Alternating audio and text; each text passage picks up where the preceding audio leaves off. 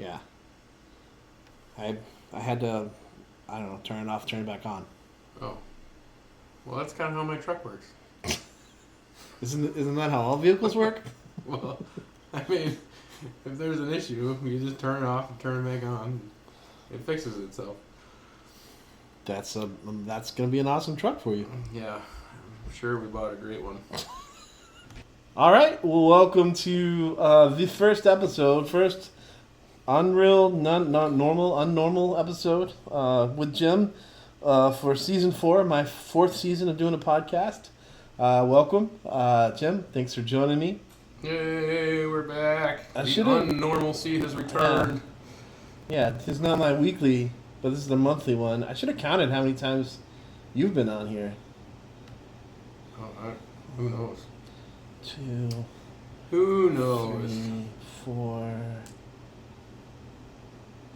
5. At least 5.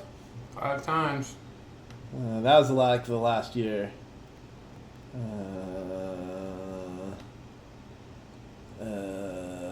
The first ever one we did, we recorded, and then it didn't work, and so we had to we had to try to remember what we said. Oh, yeah, because we hung out at camp, right? Yeah, That yeah. was at camp office? Yeah. That was the first one? Yes. Yes. Where did we re-record? I think you came to the house. I think you. We did it. I came out to camp. We recorded in the office, and then I figured out that the recorder had not really worked, and then yeah, we man, 4 years, at least 9. I'm up to 9 now Oh, wow. that you've done. That I've been here? Yeah, that you've yeah. Yeah, well, we're blowing up then. Yeah. 9 times here. Man, there's a lot of things. There's a lot of podcasts that I've done. There's a lot of time when we didn't do it. Like, there's a lot of times we skipped when I wasn't hanging out with you. That's sad. That makes me well, sad. I mean, we didn't really amp up the monthly thing until recently, Yeah, I think. that's sad. Tasty Little Death Machines. Still one of my favorite titles. 10. I interviewed you. I think that was the first one, as I kind of did like a gym interview. Maybe not. I don't know. Maybe. Oh, well, is that when you... Maybe that was way... Well, This maybe is that going was- to be really good for listeners. Yeah. They have already checked in 100%. No, I did an interview of you, so that was different than. Yeah, that So, was... 10, you, 11. you had an idea of interviewing a bunch of people. Yeah, that didn't And go I very just said far. yes. 12. I'd say some. Let's call it a baker's dozen. All right. At least that. At Baker's least that. dozen A baker's dozen. Times Uh, in 4 years? Yeah. This is the 4th year? We're starting year number 4. So in Yeah. 3 years, a baker's dozen. Yeah. And this will be the first of the 4th year. Yeah, I did a few interviews. Yeah, you did. a few. I listened But then to I them. stopped doing those because it took like preparation and Yeah. Yeah, we'll call it a baker's dozen. That may not be right, but that's okay. It doesn't We'll matter. call it that. I don't think anybody cares. I almost guarantee you no one will. I mean, somebody could check us out, check those Yeah, stats. There you go. Go find, listen to them go, all. Go try to see Go if try you and think listen. differently. Listen to all the Uh, unbroken podcasts out yes. there. Yes. And you will be, not only will you find how many times Jim has been on it, you will also be a better human because of it. Oh man, I've gone international. I didn't realize that. Whoa, Paul has gone Okay. international? Interesting. To where? Well, I was gonna say, I have had in the first 3 seasons, I have had over 3,000 downloads. So Whoa. that's, I mean, Way to go, Russian bots. Singapore. Oh, Singapore. So back Chinese to bots. to where I've gone. Singapore picked up 24 in the last month. I've gotten so I got a bump from December 20th to January 18th from almost the same amount of downloads in Singapore as the United States. I also got one in Ireland and one in Mexico. So, Oh, there's less AI over there. yeah. The U.S., Illinois 9, Virginia 8, California 6, Texas 5, Iowa 4, Maryland, North Carolina, and Georgia pulling up the rear there. Whoa, you can see where they're all from, huh? Well, just those states General that areas. actually, yeah, not anything too specific. Hmm. It doesn't even do. It doesn't break down in Asia. Come on, dashboard of Podbean. Huh. That's what I use. Doesn't even break down Asia. So Oh. All you right, just get well, Asia, huh? just Singapore. Oh. So China. So it looks like we've got some Chinese listeners now. So welcome from China. Whoa. Apparently, I don't know. Heard a story of the believers they're kind of cracking down on some churches over there right now. So they might be listening to a podcast and they're like, "Well, this is all I can listen to," which I apologize if this is all you can Oh, listen man. to. I'm so sorry Yeah. that this is it. I mean, I guess I do a they're lot using, more. Maybe they're using your blog as like a communications. Yeah, I mean, I talk a lot more focused on Jesus in my personal one. So Yeah, these are wanderings, man. This is just. oh, I was wrong. I have to You're correct hanging myself. Podbean rounded it up. I've had 2,982 downloads. So I am 28 downloads from 3,000. Oh, come on, everybody. I know. We Pass gotta it get around, share this. And five listeners away from 1,300 What? listeners. Find So, some new listeners. yeah. There you go. If we're in your ears, share us. Send us to somebody. Do all that things. Yeah. Yeah. there you go. Yay, we Stats. are marketers. Stats. Marketers and marketers. We really are doing this for money, for sure. All the monies, all of them.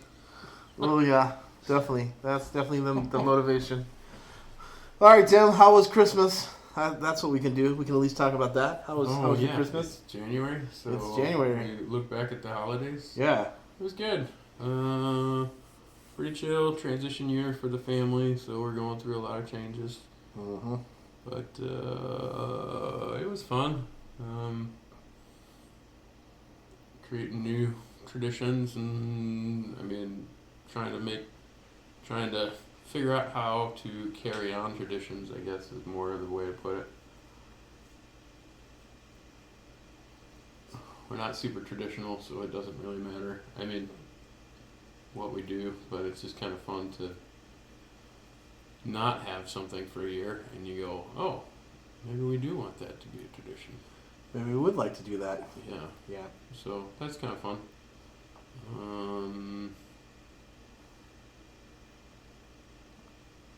Yeah. What else has happened? So yeah, that's about it. I mean, yeah, that's about it. Okay. I mean, the other big thing, I don't know if my daughter will like. My daughter doesn't have a car anymore. Mm. But luckily, Camp bought me a truck, so I have a truck that she's using. So Okay. that's kind of nice. Timing worked out pretty well there. Okay. Okay. So that's pretty cool. Yeah. And Did then- you guys now? You guys traditionally have done movies on Christmas Day. Did you guys do a movie this year? Or sometimes you guys have done movies. Yeah, sometimes. I mean, sometimes they're on in the background or whatever. I think you guys went and saw Star Wars. Didn't you when the new Star Wars coming out? Oh Did you yeah, guys way do back that? when I was a kid, we always did movies for sure. Like Okay. that was So I think you saw the new ones with the Force Awakens and the last ones that came yeah. out. I think yeah. I think the But I don't know if you're still worth doing because Cal and I went to the movies on Christmas Day. okay. There you go. So yeah. because we didn't go. Yeah, my cousin said I used to do that. We used to. In fact, so my first car was a Honda Civic. stick shift, Okay. little 5-speed hatchback. Yeah. So 1, 2, 3, 4, 5 seats maybe. Okay. And I got all 8 or 9 of my cousins in that little car, and we went to the movies in that car because Yeah. that's how we roll in the mid '90s. Uh-huh. Sounds Granted, right. that was probably towards the end of that roll, like how that rolled, but I mean, whatever. Right. Right. That's just how we rolled. That's just the way it was. But it definitely felt like a clown car because, Okay. yeah, it was just this 2-door little hatchback thing, and kids just kept coming out of like my cousin. Like we got to the theater, and like I was like, holy cow, you guys are like laying on each other back there. Yeah. Yeah. That definitely. We did. But the funnest thing with that, sorry. No, you go ahead. The funnest thing with that is that I remember is, especially with stick shifts. Growing up, we had a few stick shifts, Mm. and there were a few times that we'd pack a car, and so like sometimes I just remember those shifts being awkward because you'd have to hit somebody first. Right. You'd have to be Right. like, your knee is in the way, get it out of the way, and they wouldn't. I mean, they wouldn't know, or their Yeah. arm or whatever. Right. Well, they were just trying to survive in So- the car, and then you're like, well, you're also where the gear shift goes, Yeah. so we got to Can't figure go that out. faster until, Yeah. and then you'd have to shift back down, or then and go back up and Yeah. hit them again. It's just really fun. I mean, I don't have a stick shift, but I do have a Honda, and it does have the console put into park kind of thing. Mhm. And Kylie's cell phone always inevitably ends up in the kind of the middle console. And whenever I shift up into park, I'm like, ah, why won't this go? And then it's like, oh yeah, because the cell phone's in. So my it's, wife did that to me the other so- day in our car. Our dirt car has the similar little pocket that you can put it right there, and the cell phone is just long enough. just So smashing you just can't get it in it. there. Mhm. Yeah. Mhm. So similar but different. Mm-hmm. I think the other side of that is like sometimes you have somebody else like you gotta like put that in fifth, get that over there. Yeah. I got the clutch in, Yeah. shift it over to fifth. Yeah, I can't move my arm over there because there's a leg in my way. We gotta get it in Just- reverse. Just get it in there. We gotta get it in reverse. It's gotta go back and all the way over and all the way back. Someone's gonna have to help me out here. I have had to do that. Well, I never had anybody shift for me. Yeah. Well, maybe I have had somebody shift for I- me. But I mean, it was more. it's been a Yeah, while since I've It was driven. definitely more just jam it into whose ever thigh is there, and hopefully the clutch is strong enough to hold it. Sorry. Yeah. We gotta Yeah, go yeah. backwards. Sorry. All right. Yeah, Colleen and I did not go to Texas because we went last year, so we Yeah. did not go this year. So we stayed here. Okay. I drove a golf cart Okay. for all three. We had 3 Christmas Eve services at church, and I drove a golf cart and helped people get into the door. Thankfully, like this year, it was mild, Mhm. like temperatures wise, Yeah, so it yeah, wasn't yeah, like. yeah. So people were kind of. It was pretty crazy. We packed out. I think we had. We escalated each time. We had the first night we packed out the parking lot. The Mhm. second night the parking lot plus the parking lot next to us, which is a Chevrolet dealership. And then the third night we packed that out even more. And so it Mm. was like no seats available, which is pretty cool. Very People want to be. It was a challenge to kind of invite people. Not a challenge to, not like it was hard to invite people, but we got challenged to invite people. Sure. And so people showed up, and So, do you guys try to rival, like, not rival? no. Do you guys try to put on Yeah. a play, or is it? So we just a have in the service? past. There are some. So in the past, we definitely had like some different theatrical things that we put in there. So like last year, I was actually in the choir, kind of praise choir, and so I had to buy clothes because they were like people who know how to dress way better than me were like, you got to have a cream colored like sweater or something, and I was like, Mhm. I don't have cream colored Cream color. anything. Oh, sure. it was like cream or brown. Like that was the color scheme. And I was like, well, we're gonna have to go shopping because I don't own a cream colored anything. So, but we did some. They had like a kind of a theatrical shadow screen last year, so they had that going on. So this year it really was more toned down. The theme was a silent night, and it was really, it was kind of scaled back. It was more of just like we're gonna talk about Jesus, and so it was fairly evangelical. That's not always the case with. We definitely are always talking about Jesus, but invitation wise, growing up Baptist, that was just kind of like when you finished, you also had an invitation, and now in the Christian church, it's not quite the same where it's quite the same kind of pattern, but this one definitely was about Jesus and bringing peace, and so it was a lot of fun. We did that. Callie and I did an escape room Christmas Eve morning, and then Christmas Day we had Chinese food because all the Chinese food places are open for Christmas, and then we saw Zootopia 2. Okay. So I think it was okay. I didn't think it was as good as the first one. Callie had never seen the first one, so we watched that like Christmas Eve night to get ready to watch Zootopia 2. Do you have to watch Zootopia to understand Zootopia 2, or is it a standalone movie? It's a standalone, really.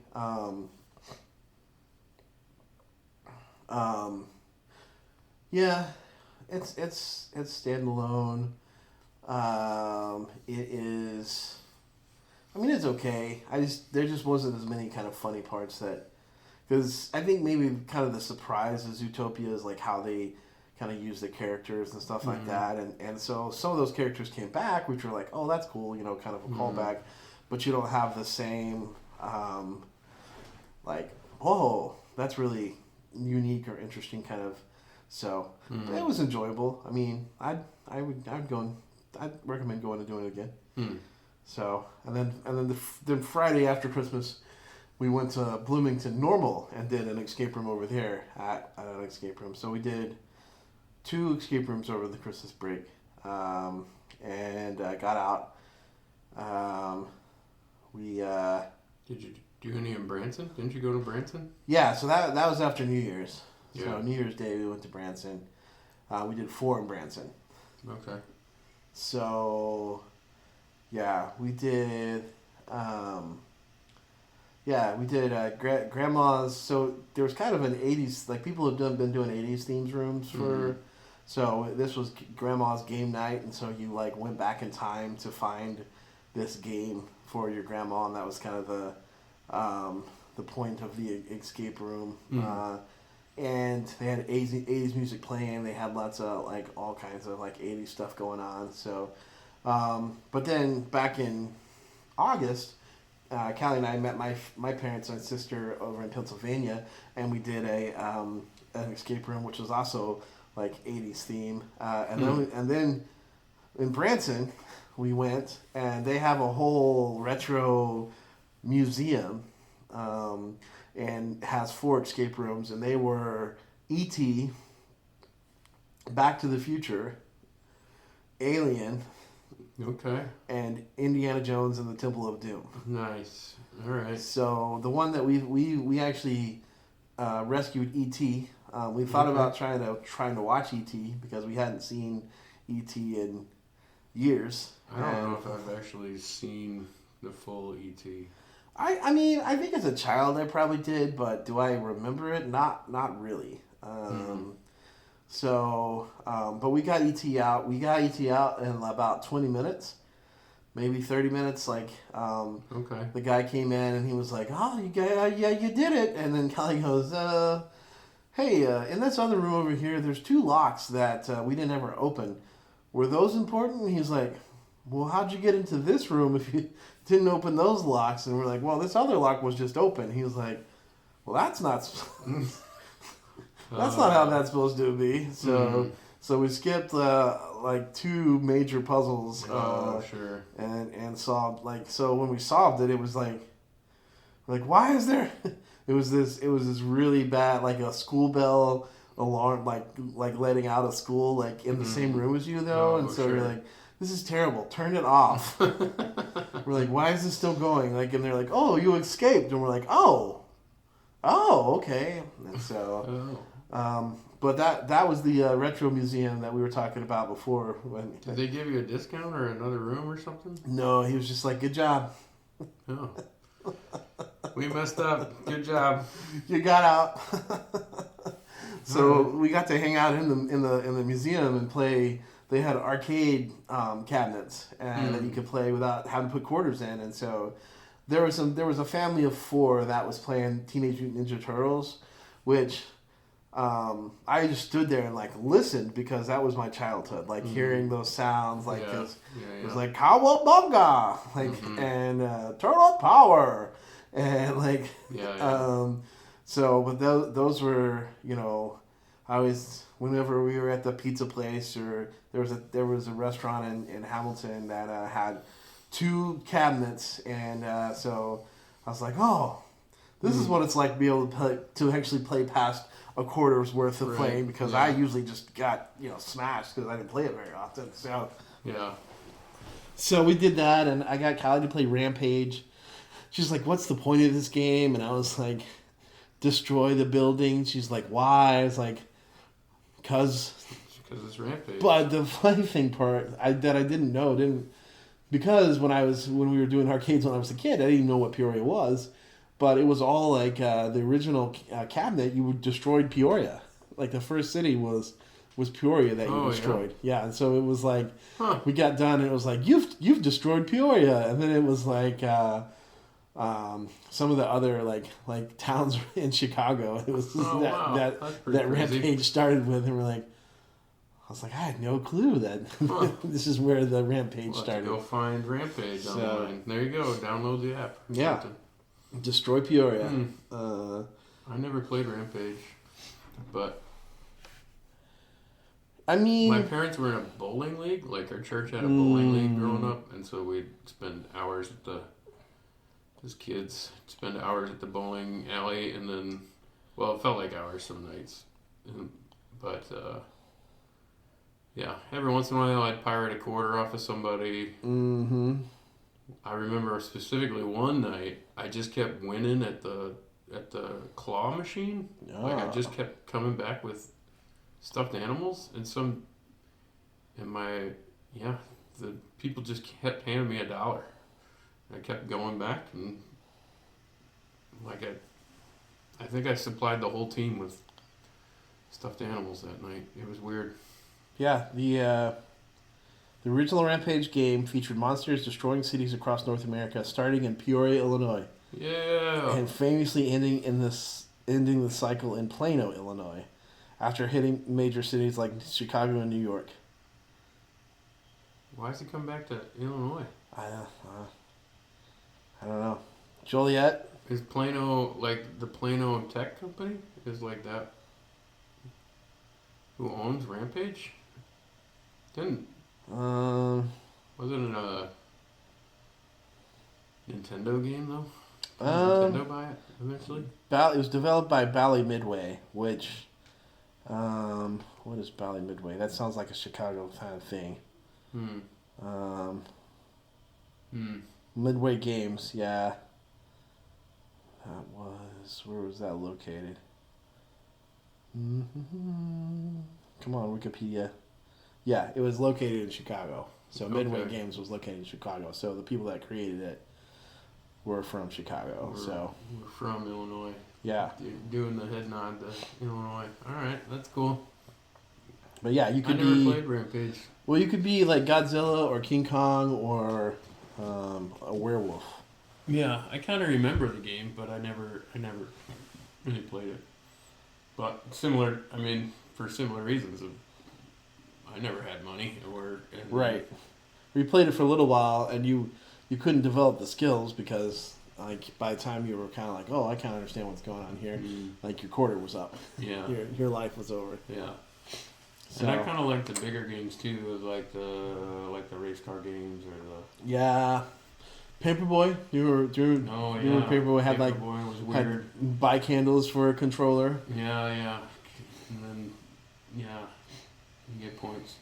That was kind of like the original. Maybe you think what's the game that's big now? With the stealing the cars and the Grand Theft Auto. Grand Theft Auto. Mhm. Yeah. Do you think that's where that came from? Because Paperboy, you got points for hitting people. Like, the more chaos you could cause by throwing that newspaper. I mean, Yeah. that was the whole point of the game, to throw your newspaper at junk. I don't know. Maybe. I mean, mine was definitely Teenage Mutant Ninja Turtles because you could. It was a 4-player game. There was also some kind of Marvel X-Men game that you could play that had 4 players. And it was just beat people up. Golden Axe. Yeah. Like I that do was. remember the X-Men thing. The X-Men being kind of big. So, But- but yeah. But again, If you went to an actual arcade, it was always Mortal Kombat or Street Oh Fighter. yeah, they had something those like there that. too, but I did not, and I did not have Callie play those because well, she just hits buttons anyways, so like, Okay. which is kind well, of. maybe she'd find out a super cool combo thing. I was never. Those were never the games that I like. Those were big, but I never really wanted to play those. NBA Jam, that was one. Oh, yeah, I NBA played Jam. NBA Jam. I played that on Sega's mobile thing, whatever that was called. I forgot. Game Gear. Game Gear. Mhm. I had a Game Gear. I did too. I had a Game Gear. We played. And I played NBA Jam on that, and I remember Yeah. even when it came out being like, the graphics on this are terrible. like it was a fun game or whatever, Yeah. but it was still like, huh, Yeah. this is not great, but Yeah. So.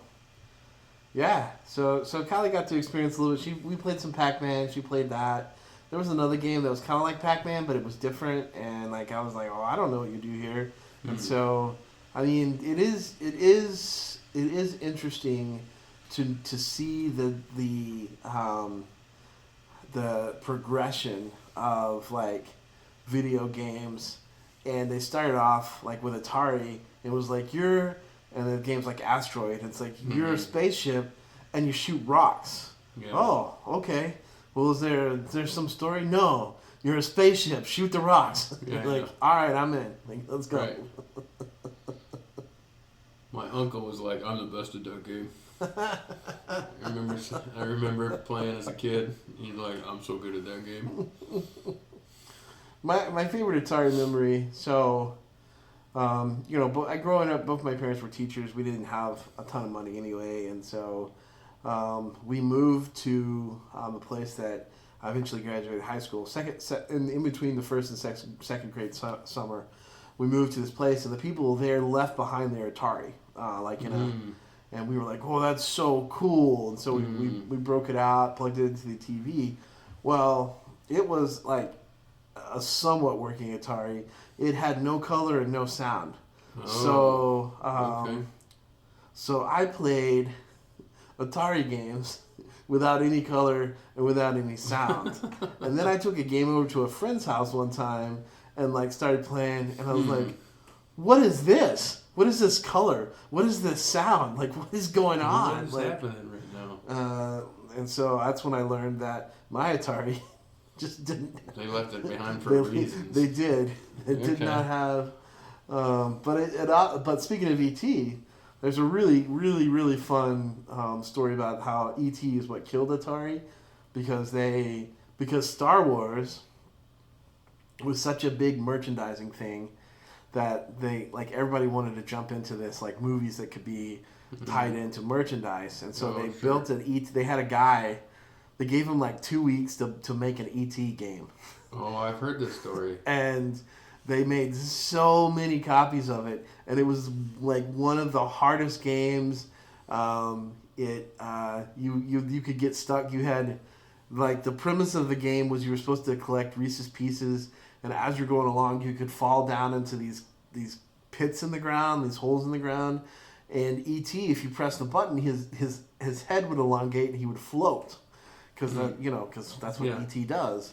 But sometimes he couldn't get out of the hole. So if you hit the right pit, you were just stuck. I've heard about this. And so Atari made so many cartridges of it that it bankrupted them, and they like buried. Yeah, there's like some valley out in California. I've heard. Some dump out in California. They found like the lot of cartridges that were just buried because they couldn't even sell them, couldn't even give them away. So Yeah. but I had that game. I had it without any sound and color Oh, because my Atari was not a good Atari. yeah. I don't remember. Growing up, we'd play. So my uncle had Intellivision. Which Okay. is before Atari. Yep. So we played Dungeons and Dragons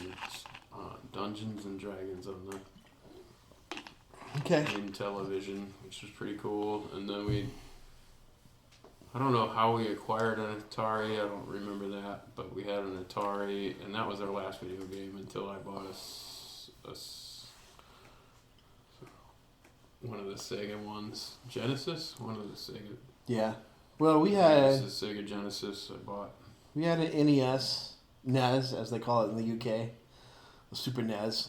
Oh sure. We did not have Super NES. We had an NES, Nintendo, 16-bit, and so we played that for a while. And then we went to Sega. We didn't do Super NES. We went Super NES. We went to Sega, and so we did Sega. And then they had this thing called like 32X, which was like the arcade cabinet graphics, but at home. Yeah. But it had this extender thing, and you had to, and so. So that we played that one, and then we were PlayStation after that. So, Sure. but Sega we played. Genesis, Sonic the Hedgehog is what Yep. killed me. Yep. That's what killed video games for me, because I beat that game, and I spent all day on a Saturday doing it. Oh And no. I turned it off. Like I remember beating the game and going, now what do I do? And I walked out of my room, and it was like dinner time, and Mom was like, "It's time for dinner." I was like, I just spent a full day. Oh. And it just killed it. Like Yeah. I remember that instant. I remember that, and I remember that feeling of like I literally just spent a full day sitting in front of a screen. Like Yeah. Yeah. And I didn't like any of it. I didn't like there was no reward. Like I didn't feel like I got anywhere. It was just like, okay, I think I'm done. I think I'm done with video games. Yeah. So that was Sonic the Hedgehog.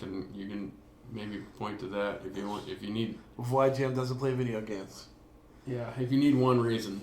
I mean, there's a lot of reasons, but because none of our decisions are that simple. But Yeah. Well, my brother and I we played football. So Tecmo Super Bowl. First on the NES and then on the Sega. Like we played those. We played seasons. We each have our own team. You know, if we played each other, that would be the rivalry.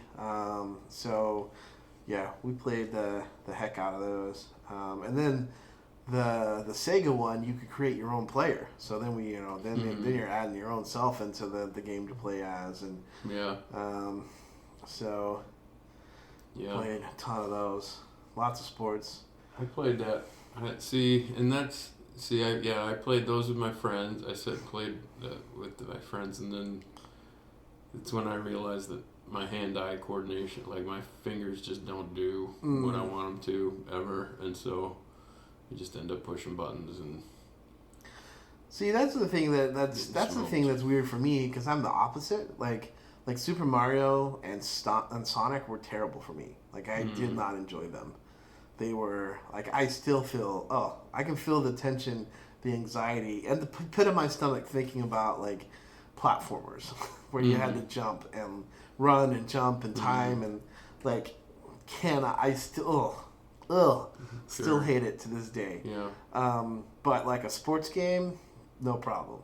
Like I just for whatever reason I was like, yeah, I could do this. I know. My brain doesn't act that fast, so like I'll be like, oh, I gotta run, and then I gotta think about how to run, and then or I gotta catch it, or I gotta stiff arm somebody, or you gotta whatever.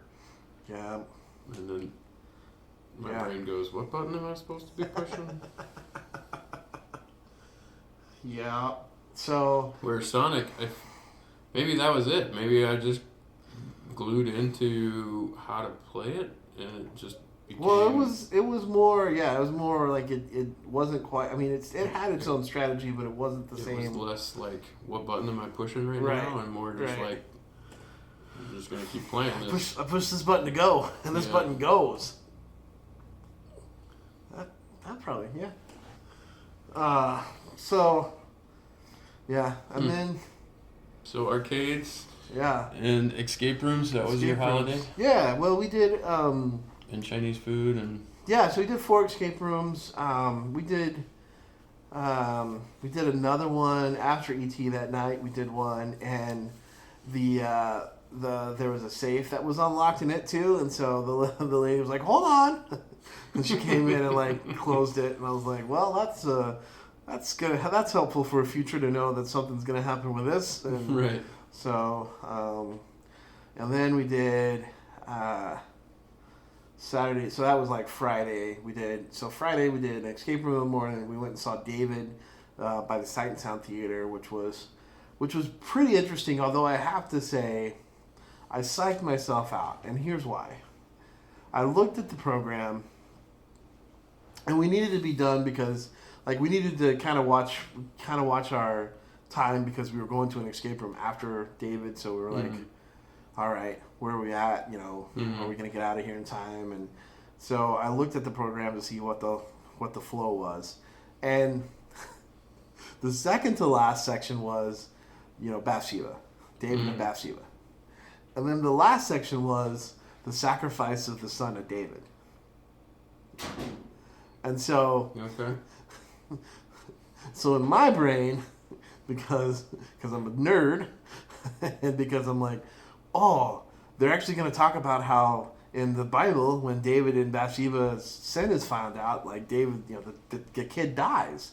And I'm like, well, this is going to be interesting to see how they reconcile this with this like happy-go-lucky, musical thing, and end on and then the baby died. The baby died. Yeah. And that's when I had to be like, oh, because Jesus showed up. Oh, and it was like the son of David, not the child of David. And you're like, that makes more sense.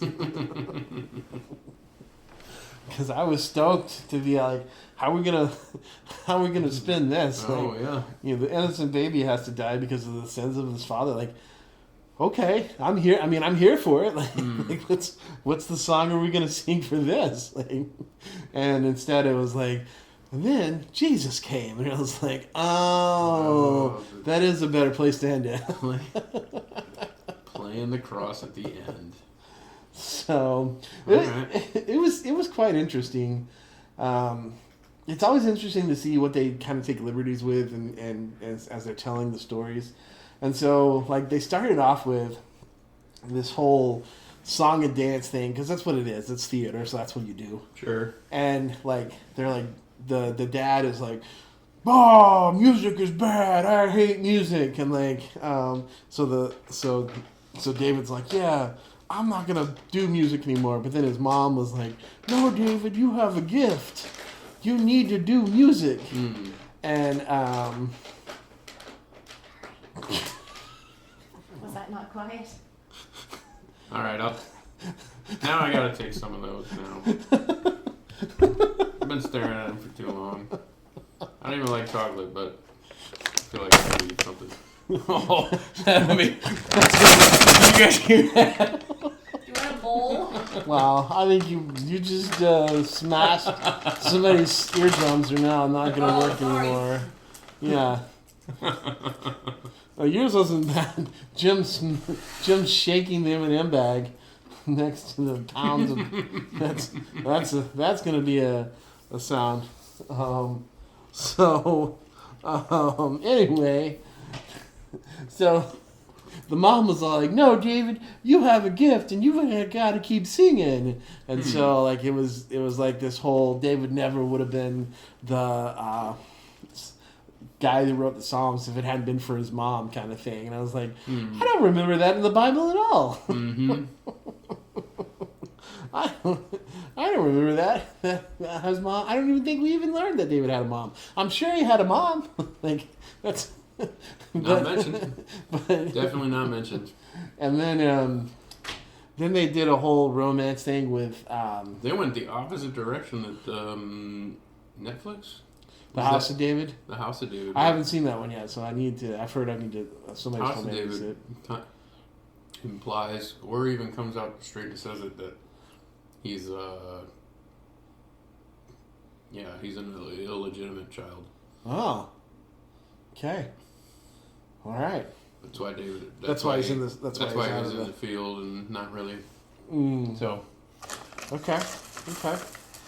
I mean, so House of David went the opposite yeah, direction. yeah. So this was like, the mom's like, So I can see that yeah, some writer going, "Oh, we gotta we gotta fix this. we gotta fix this." Well, so you have that, and then like they made this the whole romance between him and Mackay. I don't remember. The Michael. Saul, Yeah. Saul's daughter. Saul's daughter. And like the reason that she despises David for dancing is because she in the play it's like, oh, I thought you were becoming like my father and going crazy, and so that like she just really loved him. And I was like, no, I don't think that don't think that's exactly. I mean, she comes, the House of David really played on that whole romance too, and I was like, I don't think that's how that works. yeah. Because the House of David really, the women in that house have way too much power for what the time Right. was. And it's Right. because it's Hollywood. Yeah. But Yeah. but I kind of was like, I don't think that's right. So it made me actually read the story, and it does say that they fell in love. Yeah. There is a point where they fell in love. They do fall in love, but she does, when she sees David celebrating, it does also say that, like, she despises him. Oh, like, yeah. Like, like, she definitely is like, I don't know what I saw in him. Well, yeah, it's all about dishonor and kinship and that whole realm. And I mean, she did grow up. She did. Maybe that's she did grow up and also get handed to another dude as like, if okay, you're married to him now. Yeah, if you're gonna bring up the idea of Saul with David's dancing, Yeah. it would probably be more on the end of Michael's. Like I always want to call her Michael because it's Macau. Michael. Michael works for me. But it'd probably have to do with she grew up under King Saul, and so Right. that's how she views kingship. Right. Yeah. And David isn't that guy. Like, especially when he gets excited about what God is doing, Right. he kind of goes off the deep end sometimes. But Yeah, and it made it like, it made it into more of a modern kind of like, oh, I was just, worried about you and your mental health, and more than like this, like, no, she despised, she like, had some pretty harsh words for David, like dancing in front of all the maids to see, and and so I was just like, well, that's interesting. But also, it just leaves out a lot of parts because they have to, obviously, because it's a lot. Mm-hmm. But, David also leaves, when he flees Saul, and he ends up at Abigail's, right, with Abigail and whatever her husband's name was. oh yeah, And the husband's like, forget David. I'm not giving him nothing. And Abigail's like, actually, we probably should Right. make peace here. And so, he goes back and kills the husband and takes Abigail as his wife. Like, they didn't even, that part was just skipped over. It was just came back like, it's just I don't interesting. think David kills her husband. I think he just gets killed by Maybe so. by a different raiding party, and then I think they go back and kill him. on the way back. Yeah. They're like, oh, Maybe. that guy's dead. So Abigail. I could be wrong. Pretty sure that's how that story goes. But Yeah. regardless, it Yeah. doesn't matter. You could be right. I could be wrong. It's been a while. But I haven't read the story in a while. they leave that. They didn't even really touch on that to which, so I'm kind of like, they're really just kind of, what are you gonna play with? What are you gonna add? What are you gonna take away? How do you tell the story? So,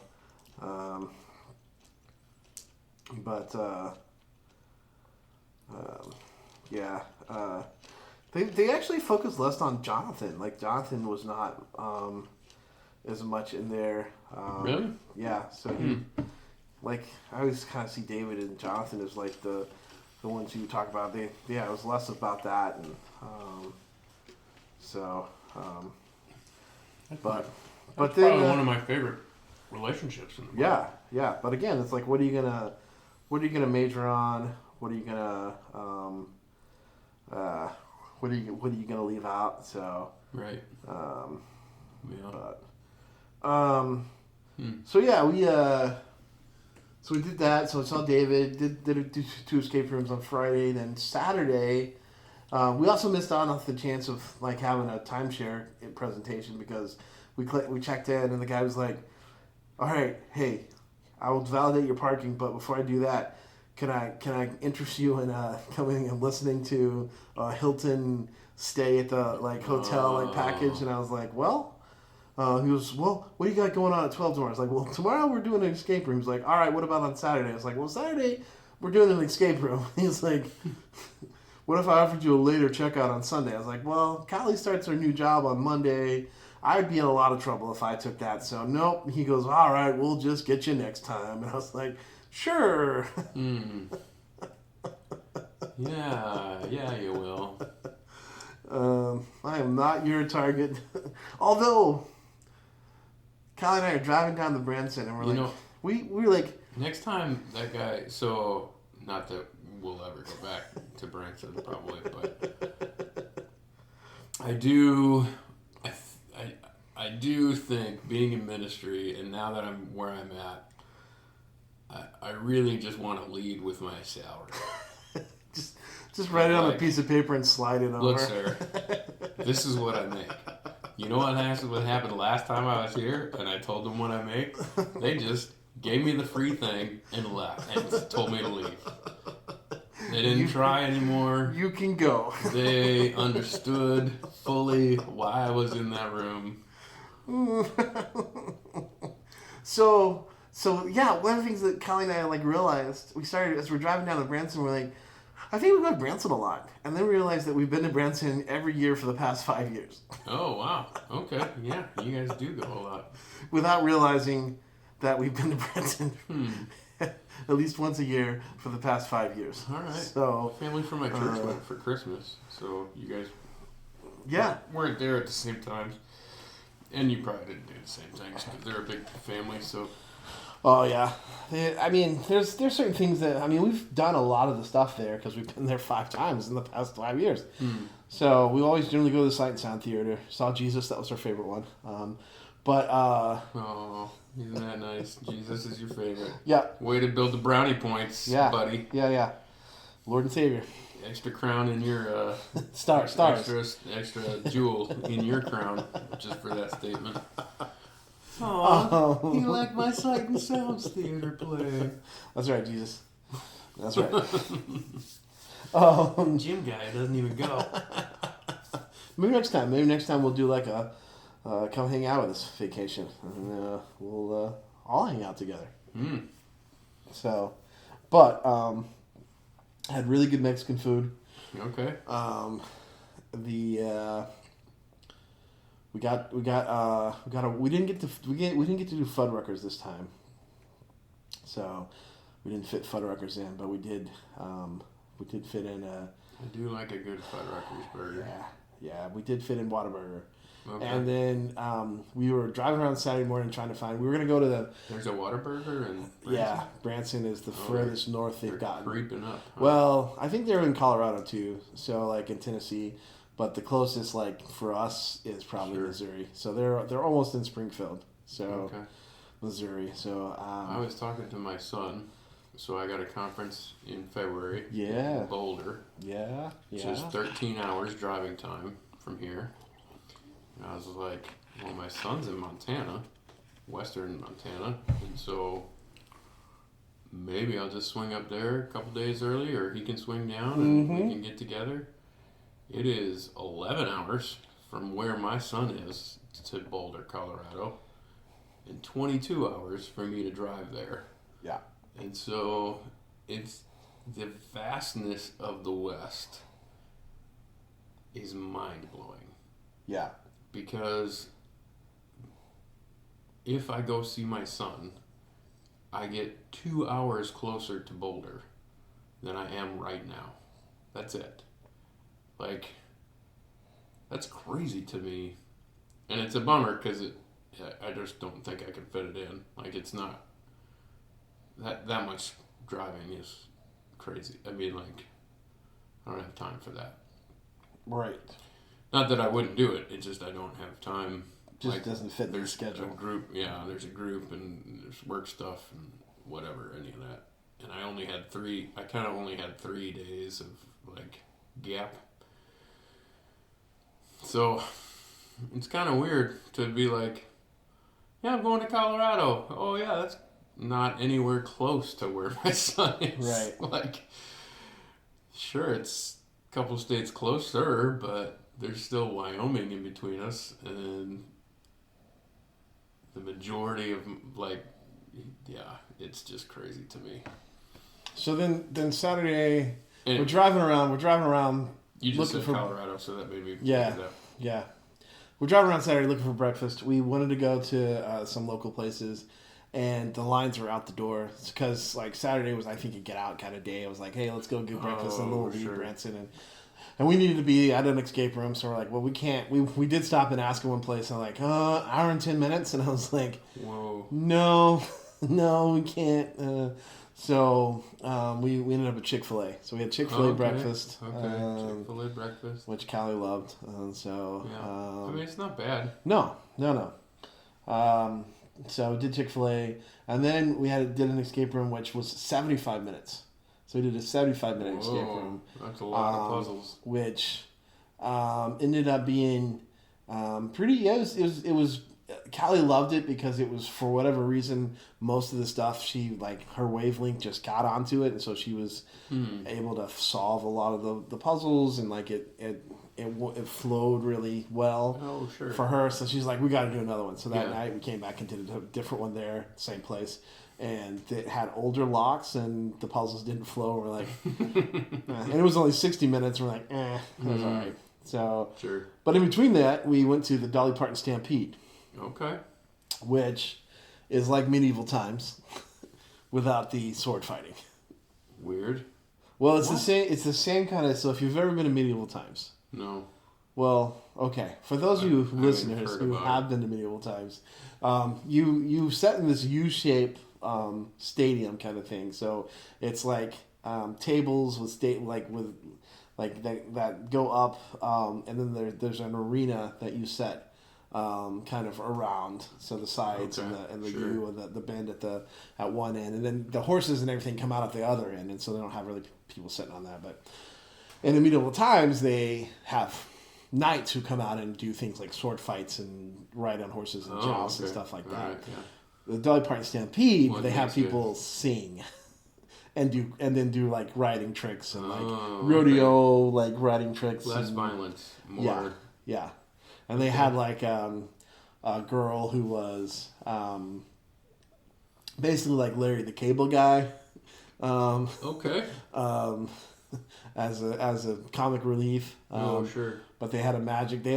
She was part of a magic trick, which she wasn't really doing but she was like kind of the jester and all of that. And then Callie was like, because Callie always likes to ask this question. I don't know why. She just likes to think about it. Like, so this she's playing this character that's like hunting reindeer. She was like, I'm out here hunting reindeer because it's Dolly Parton, so we got to be from the South, country, and so, yeah. you got to have that and so Callie's like, you think your mom's proud of her? And I was like, yeah, probably, because she was probably like one of 50 people that auditioned to get this part, and she got that part. Like, probably. She's probably like super excited that she's the my kid's in a play. Yeah, and she's in Dolly Parton Stampede, bless her heart. Yeah. And gets lots of speaking parts and. So I was like, yeah, probably. She probably is pretty proud of that, like in Branson to be able to have the talents to get to do that. So so they had some competitions. They bring you a whole chicken, throw it on your plate, okay, and they turn the lights off, and they're like, then they sing a song called Supper Time, and it's all about like the lights are off and nobody's watching. Just go to town with your fingers, boys. And, oh wow. Then they gave us a scoop of pulled pork and corn on the cob, and one of the lines was like, corn cob in hand and a pinch of pulled pork in the other, and that's how you know it's supper time. So, they didn't give you any silverware? You had a fork, but that was it. Yeah, that was it. See. And you had soup, and they poured it in a bowl, and then it was just like thin enough that you just drank it from the bowl. Like it had it's a bowl that's like this with a handle, bowl. Sure. And you just drank it. Okay. Had a biscuit. It was pretty good. Sure. It was good. It was pretty amazing how quickly, because there were probably 300, 400 people in this arena, and they fed everybody within 30 minutes. Oh wow. So like, assembly lined it, but sure. So, but yeah. Just not a fan with eating with fingers. I know there's foods that you do it for. I get it. But a whole little chicken, about yay big. Well, right. little Cornish hen kind of thing. Okay. Just like they fried it or something. Rotisserie style probably. Like. Oh sure. It was good. I mean, okay. I guess I could probably do a whole chicken because it's got like legs and stuff. Yeah. But yeah. Eventually, I'd want to just get down to my fork. Yeah. Well, you could use your fork. You just couldn't see anything because they turn off all the lights. Right. So that you're not like, because then everybody's like, well, I'm embarrassed to.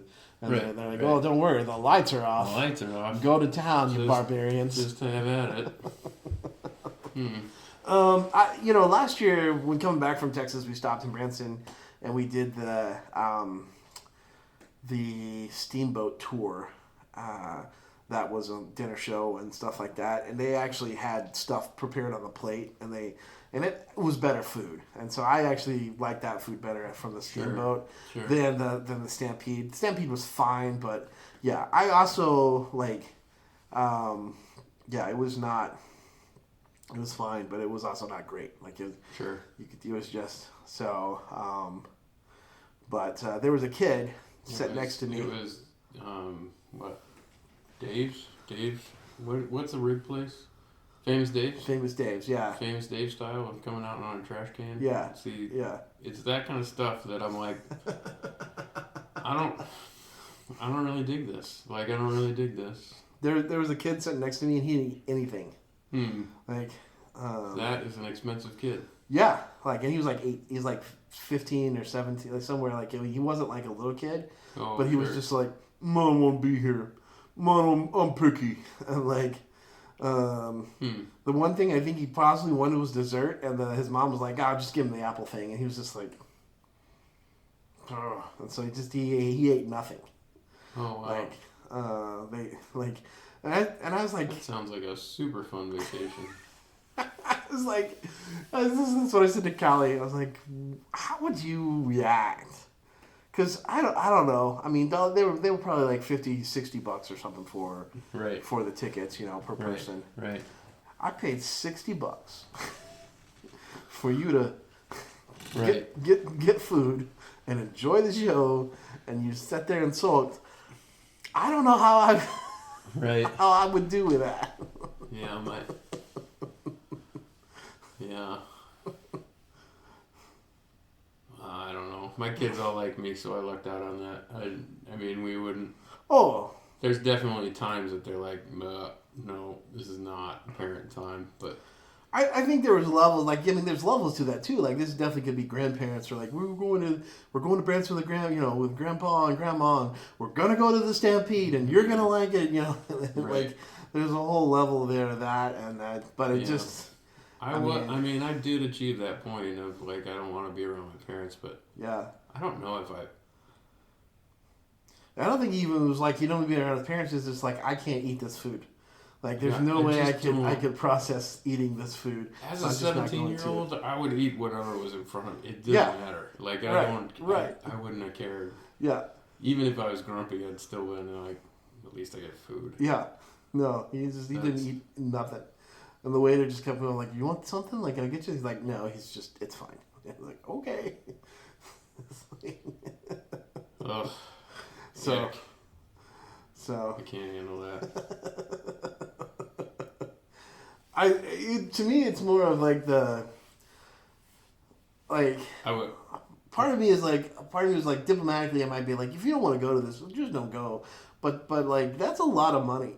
Like somebody spent a lot of money to get you to this place, and I wish I was brave enough. If I was there, I wish I would be brave enough to turn to that kid and go, "I'm not gonna eat anything." yeah. Like what? What does this place have to do for you to eat something? Like what do you got? What do you want? What do you need? Yeah. I just do peanut butter and jelly. You obviously do not just do peanut butter and jelly. Because you are alive, sir. Yeah. Yeah. So it just highlighted some things of like, I mean, as me growing up, I can't. Yeah. I mean, I was never a picky eater as it was. My brother, for the longest time, was like hamburger, cheese, ketchup, nothing else. That's all I eat. Of course, he's the baby of the family, and so whatever. But my brother had that. Yeah, my brother was a little picky, but we still grew up in a house where it was, I don't care. You can be picky and drunk about it, but you're eating that food. Yeah. Yep. So we did that, and then we so we got up early Sunday morning, went and got some breakfast, and headed out for. How far away is Branson from here? It's about 6 hours. 6 hours. Yeah. Okay. Yeah, we rented a car. I remember that when we went. We rented a car to make it something fun, Yeah. and then we came back. Yeah, she got sick. That's also I remember.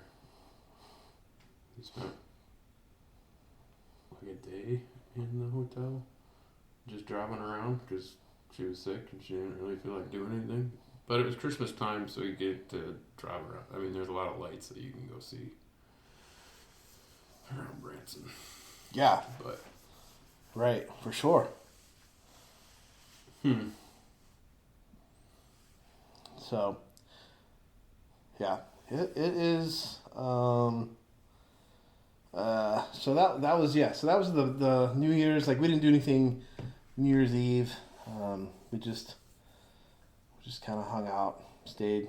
I worked New Year's Eve and then, woke up kind of early because we wanted to get to Branson with daylight, basically. Didn't really want to drive around in the dark. Sometimes Branson can get a little bit crazy with traffic, like depending on where you're going. So, sure. But yeah. So the first morning we were there, we were going to this escape room. We got there early, and their doors didn't open till 11. But then the escape room began at 11, and then they had another group in there like 5 minutes after we were supposed to be done. But we couldn't get in the doors until 11, and so like we couldn't start and then we had to stand in line, and the guy was like, "Oh, you guys gotta hurry!" And I was like, "You're the ones that book. Why are you booking a We were there. We couldn't get in early. Like, what is Right. going on? But as we were sitting there, I looked over and there was an optical illusion of a guy, like leaning on a bar, and like I could just totally see it. And for 15 and 20 minutes that Callie and I were sitting there waiting for the doors to open, I spent trying to get Callie to see the guy, and she could not do it. Oh. And she was just like, I can't see it. And I was just like, it's like one of those magical eye books, you know, where like you just gotta you kind gotta of look through it. like or you gotta whatever? kind of Yeah, squint, you kind of see it, and you either see it or you don't. And so yeah, so so they took pictures of it. Like it was just like, Huh. can you see it in the can you- pictures? I can. Oh. I can. Well, we're gonna have a moment for you listeners that don't apply. It's on Instagram, so if you follow me on Instagram, on Broken Ground on Instagram, There you go. You can find you it. can find it from our Branson trip. I posted to see if somebody else could see the guy, but nobody responded that they could. So I'm assuming that they could not see them. I think I kept it. Oh yeah, Or nobody cares. yeah, or nobody really cared. that one's. We had to roll the window down. All right, so Okay. I'm looking for a guy leaning on a bar. yeah, so kind of look into the.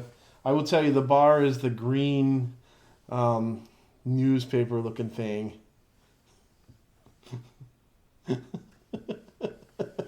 Jim's face is telling me he's not seeing it. I don't see it. Let me here. I will. I don't see it. So, I mean, I instantly see. So, so if you look at it, Okay. the white thing is like his shoulder. So the white thing is like he has a white sleeve, and then he's got he's got like a hat on, and he's looking away, and he's got a little beard. So Okay. the picture is not like, the more you zoom in, like, because this is the zoom in version, and you're like, that's insane. What are you even looking at? Right. But as I zoom out, like, you can just see him, he's just kind of leaning on a bar, looking to the away from you, and the green. So there's his arm and his kind of black hat on. So anyway, I could see it. And Callie Okay. just never could see it, and so that was like the weird. That's what we did for. I was like, well, that's I don't know what that means for. Paul seeing For ghosts. for I think for us Paul- to be in an escape room. I think Paul is starting to see ghosts. He's starting to apply real stuff. Yeah, maybe. Illusion stuff to reality. Paul's just gently moving into his own reality.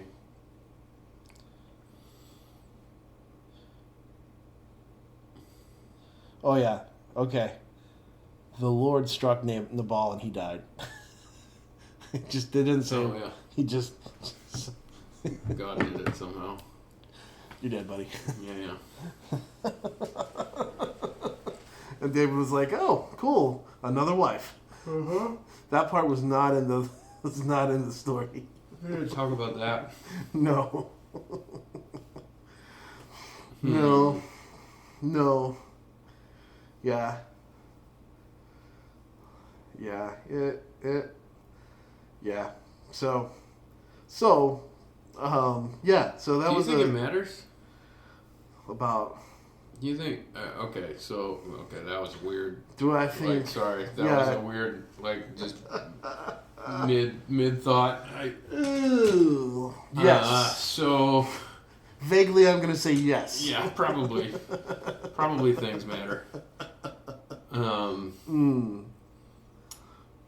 So with all of the visual aids that we're getting to Bible stories, Okay. you got The Chosen, Yeah. you got Sight The Sound House of Theater, David, House of you get- David. you get, I mean, whatever. They're Yeah. all they're going, Yeah. and arguably, I would argue that's not going to go away. Like, Sure. we're only gonna the we're only more gonna see that popular the accelerate. Chosen is going to do, the more they're going to make those things. So I feel like we're at, I don't know, we're mid-wave, or maybe not Okay. even mid-wave Okay. of all of this Christian theater. I'll call it Okay. media. Yeah. Yeah. Do you think that is supplementing the majority of believers' Bible reading? Ooh.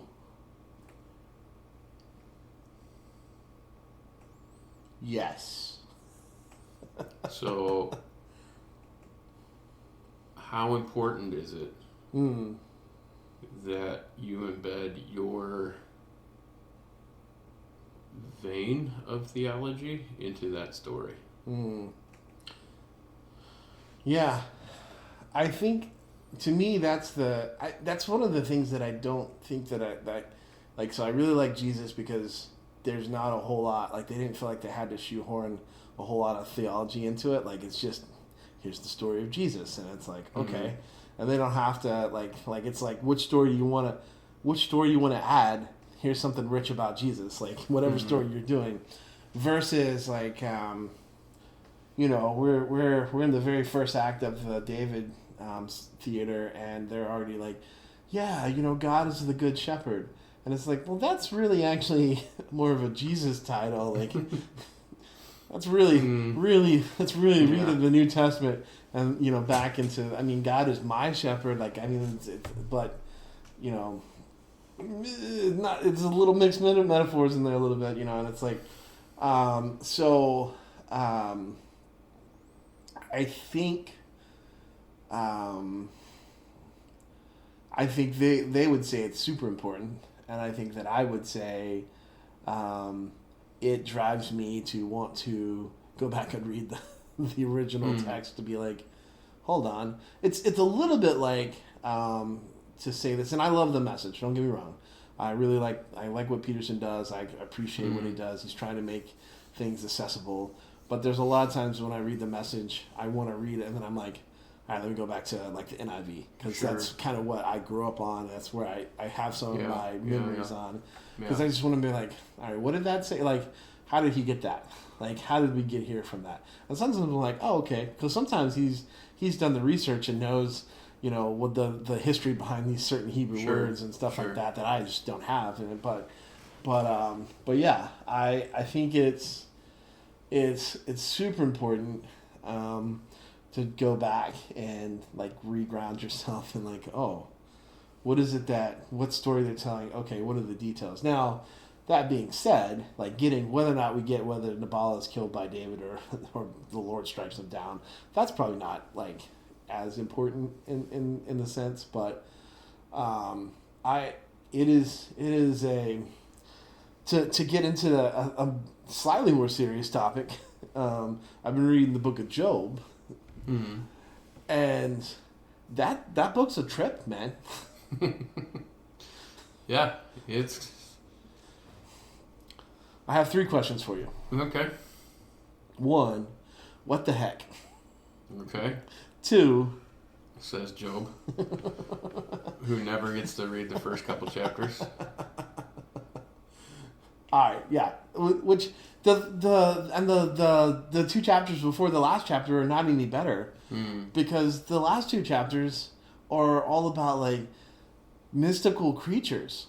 Like, have you ever like been the one to control the monster who eats grass but also has like foams the sea and lives on the mountain and Sure. Like this is not an animal. Like this is not like what you're describing is, you know, the behemoth and the leviathan is just right. They're not there, and God's like, have you ever controlled them? And it was like, I don't know that anybody has, God. I don't what are we talking about here? Like, right. Like that's his like God is like coming to this like his he gets to his argument. He's like, yeah, so I could control Leviathan. Could you do that? And like, no. But yeah, we don't even know what that is. But how does that help me deal with the fact that Job was righteous and he still had bad stuff happen to him, it does, and like, yeah. So Leviathan, and you're going, that's the ending argument, and then on top of that, and I get it. It took me a long time to read through Job, so I'm sure I took enough breaks that my brain didn't work very well. But at the end, he gets to, and the three friends all are condemned, but Elihu is not. He never gets mentioned again, and Job has to pray for the first three friends, but not for Elihu. And Elihu said some of the similar things that the first three friends said, and yet he is not.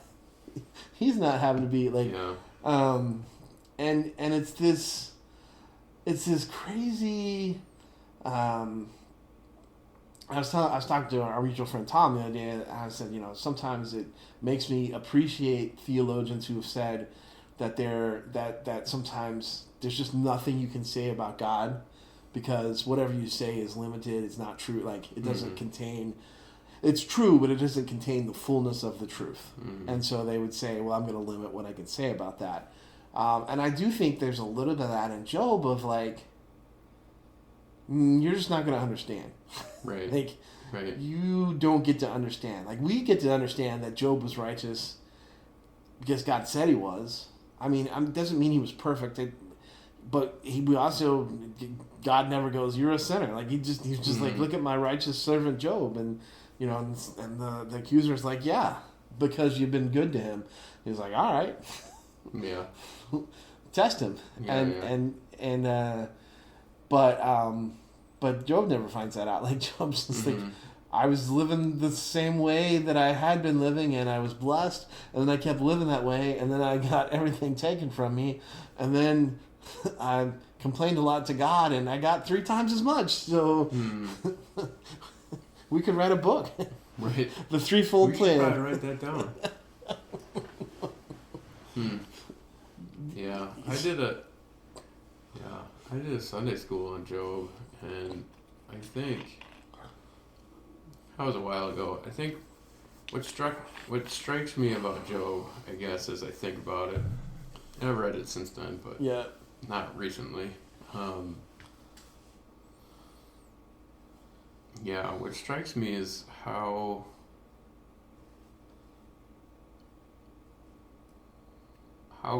close.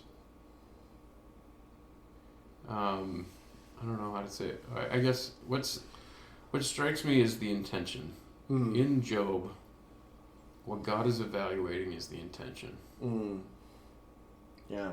Because while the friends are saying things that may have truth in them, they're also applying a set of understanding of a God that they've settled on, right, to a circumstance that they have no idea what's happening. Right. And so so that makes me like, okay, how often do I say things like, I got this? Right. How often do I know what's going on here? Like, this is what's going on right here. This is the solution. I know what God's doing. Yeah. Yeah. I think because they were, I mean, even the disciples, so even going through like Job, and then even just going through the whole Old Testament and getting to the disciples, the disciples walk up to this guy who's been born, he was born blind, and they're like, who sinned? Jesus. Who sinned? Was it him? Was it his parents? And Jesus is like, no, he's like this so that the glory of God can be revealed. And like, it's the same kind of answer, which is like, that's not important. Like, you guys will spend decades arguing about that, but that is not at all what's important here.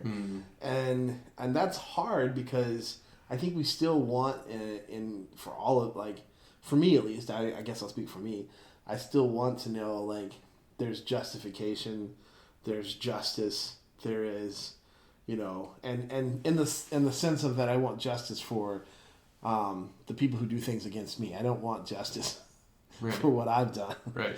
Yeah. Like, I know who I am. I know the Mhm. selfishness I have. But like, you know, there's that like, I'm not as bad as that person. Like, Sure. so, but there is that like, okay, yeah, it looks like the wicked are winning, they're prospering, but you know, actually they're not. And you're like, well, from what I can see, they're doing a pretty good job of prospering. Yeah. So, Kind of seems like they're doing pretty good. and you know, and so you're like, and Job's over there. Yeah, if I could just present my case, and then God's like, hey, Job, you know where the snow, you know where I keep the snow. Do you know where I keep the lightning bolts? You know, Right. Right. can you control the Leviathan? And Job's like, no, I don't know any of those things. And God's like, that's right. All right, now pray for your friends. Yeah. It just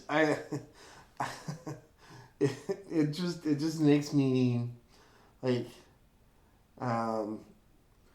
it just makes me laugh because I'm like we go through periods of history even where we're so certain that we know exactly what God's like, and I just feel like you read something like Job and you go, I don't know that God's like a big percentage of what we assume. Yeah, I think there's a big chunk that I don't understand. Yeah, and I think, I guess I was thinking like it's just that whole need to be certain about things, Mm. and so a couple weeks ago I asked my Sunday school what the difference is between faith and certainty, and it's nuanced, it's overlapping. I mean, I understand that they're synonyms, but I think as a believer, when we say the word faith, it should mean something a little bit different.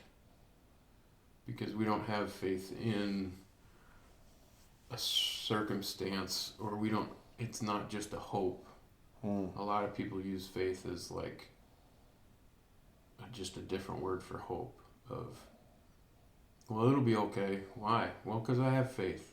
Oh, okay. Well, that's not Right. Job's situation at all. Right. He didn't have faith. He had. I mean, I guess he did have faith, but he was uncertain about his God. Right. He had no idea what he was doing. But I think the interesting thing, or what we can't lose about why Job was righteous, is because in all of that, he was still looking towards God. Right. And I think that's where we start getting into some really dangerous places, because that's where people want to walk away. Mm. Do you see how your God doesn't explain anything to you? Mm. I don't want a God like that. Yeah. And I don't want, I mean, I can genuinely say I don't want a God like that, but unfortunately, I'm not all-knowing, and I'm not omniscient, and Right. so I can't know everything, and so there's a point that I have to come to of just understanding, okay, I just won't know. Mm. I think I had a professor say, I still hold on to this, like, part of the righteousness is also the questioning.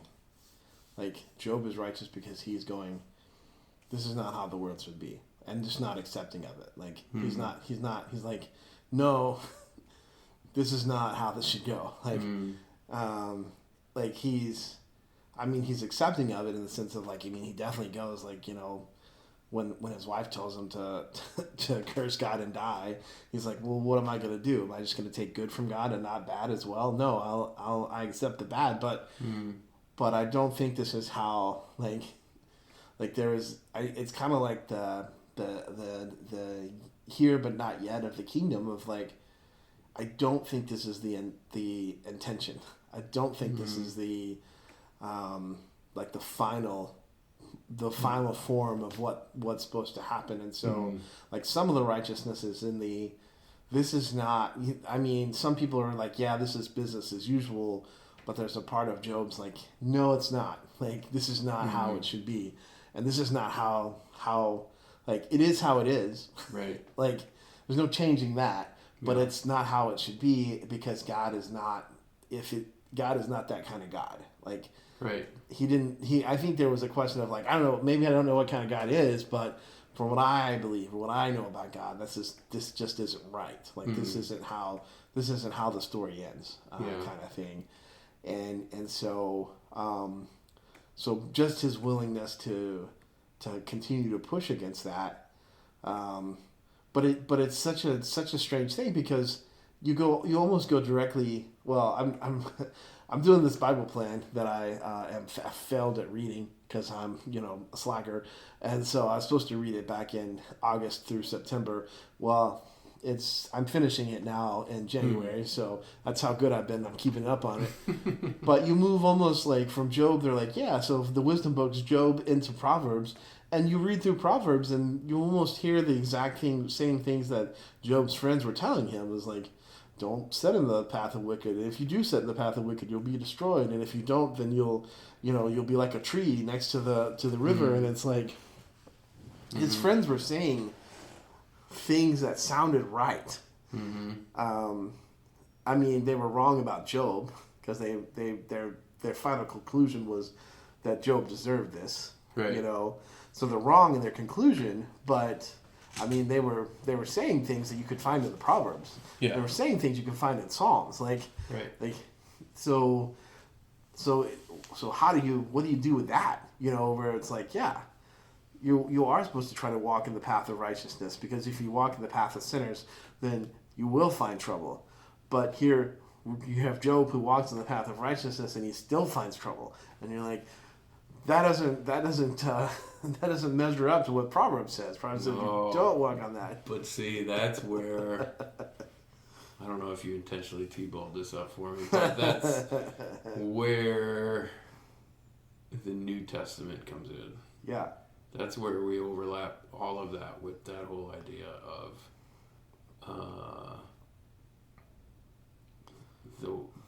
the wisdom of this world is not what God is using. Yeah. He's looking at kingdom hearts. Yeah. And so Job's friends are trying to convince Job, look, there's something you missed. You did something wrong. And you're not telling us. We know you did something wrong because look at all this terrible that's happening to you. Yeah. And that is such a worldly way to operate. Right. Like that's... And Job is representing that whole idea of it doesn't matter. God is still good. I don't deserve this. And I don't know why. And those are the only questions I have right now. Right. And so it's an honest look at somebody's heart as they're moving through that space of I don't know why this is happening and I don't deserve this. Yeah. And so... But on the flip side, I also don't deserve God's grace and love. Like, I don't deserve, like in the grand scheme of things, like, we don't deserve those things. As far as, and but I there's guess also... I use the deserve word, which is not the right word, but... No, I think you're right. I think, like, it's both and to being, like, in the New Testament, I think that goes well. And I think it's why Paul can say things like, hey, we're more than conquerors, as he's in a prison cell. Like, like, no weapon formed against me will prosper as he's being executed. Right. And you're like... Right. Peter also writes from his cell. Like, like Peter is writing, Second Peter is from a jail where he's going to get crucified. Like, he knows he's not coming out of there. Yeah. And so you write these things, and it's like, I don't, and so where we want certainty, I think it's where you go back to certainty. Like, I think the difference is that we feel like in the modern world we can command certainty, and I think Job is just like, no, you can't. And Paul is like, no, you can't. Like, the certainty you can command is that God is good, but you can't necessarily match it up every moment for moment in the world. And so what you do with that, I think, is super important, because it is difficult. Like, I think, like, God is good, but bad things happen. Is God all powerful? I believe that He's omnipotent. Why then could He keep bad things from happening? Theoretically, yes. Like, I mean, Right. Yeah. you know, like, but there's something else at work here, I think.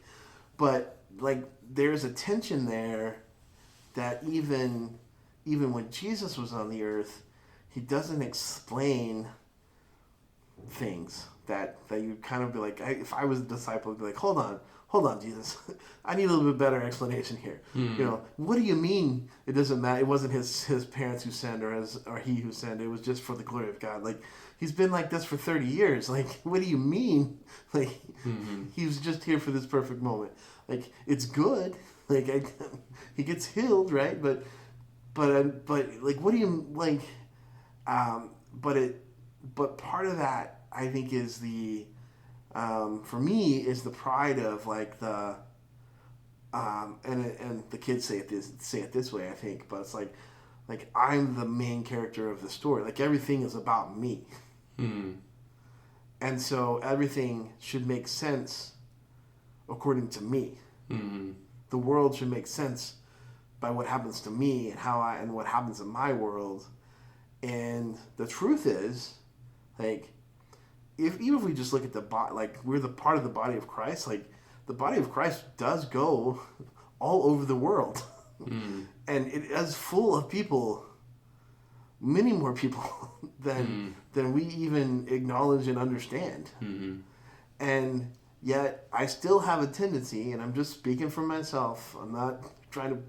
Other you listeners or Jim, you guys can agree or no, but I still have a tendency to be like, no, this is the Paul story, and everybody else is just the side characters to my story. Yeah, and I think another thing that trips us into that mentality is that idea that our circle is our circle.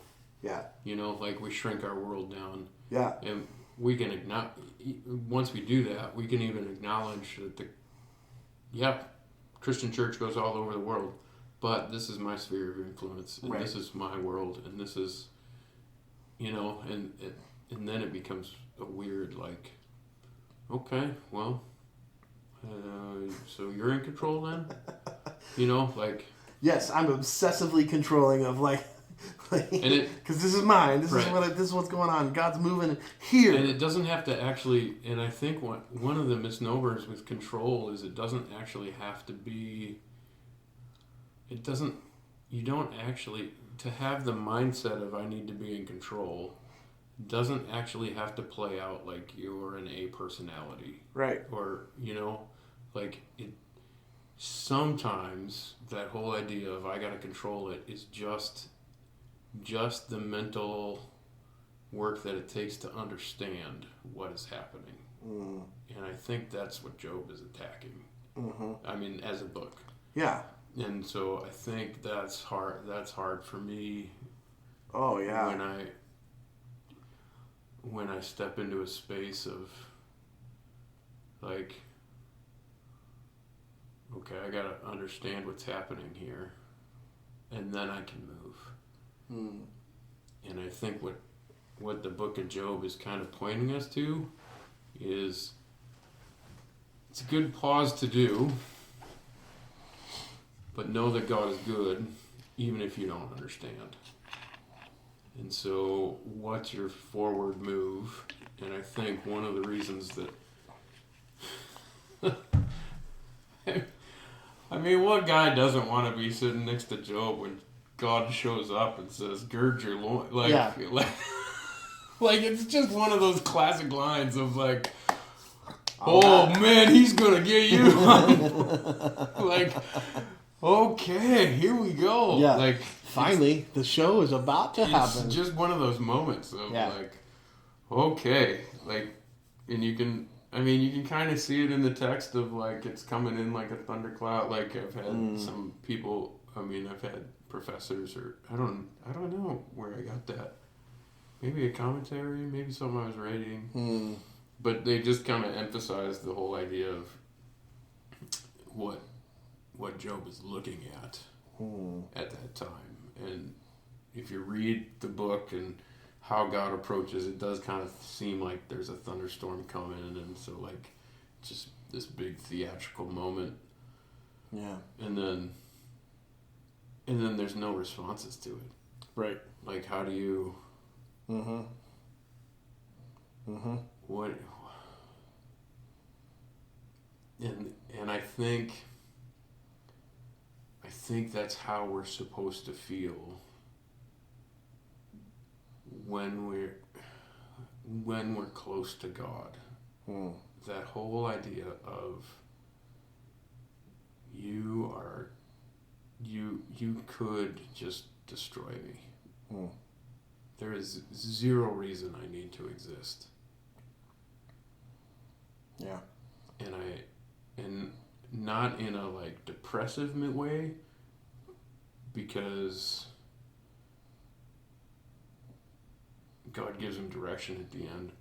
Yeah. And says, "Hey, I need you to do something for me." Yeah. And so it's that moment of, yeah, you don't really need me for anything. And yet you're going to give me stuff to do. You're going to provide for me in ways that I don't really understand why. Like, I think that's the space he's trying to get us to.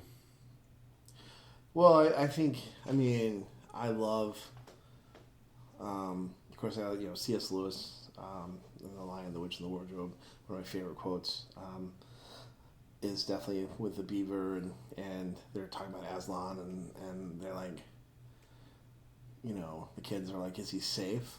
And they're like, safe? No. Like, he's a lion. Like, there's nothing safe about him, but he's good. And, I think that one of the downsides of I'm just gonna make a bunch of people mad.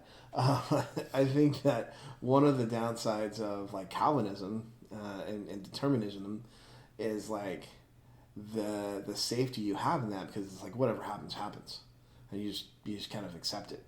And that's not, in a sense what Job does. Like, Job is like, okay, yeah, I'm going to accept this, but I'm also going to be like, like this doesn't feel right. Like this doesn't. And so like the lure, or the danger of being like, yeah, everything is determined, is that you can almost disengage with that wrestling of like, all right, everything's determined, but God, I don't like this. I don't think this is you. How is this you? Or not, maybe I don't think this is you, but answer, help me understand, help me see, help me, wrestle with this.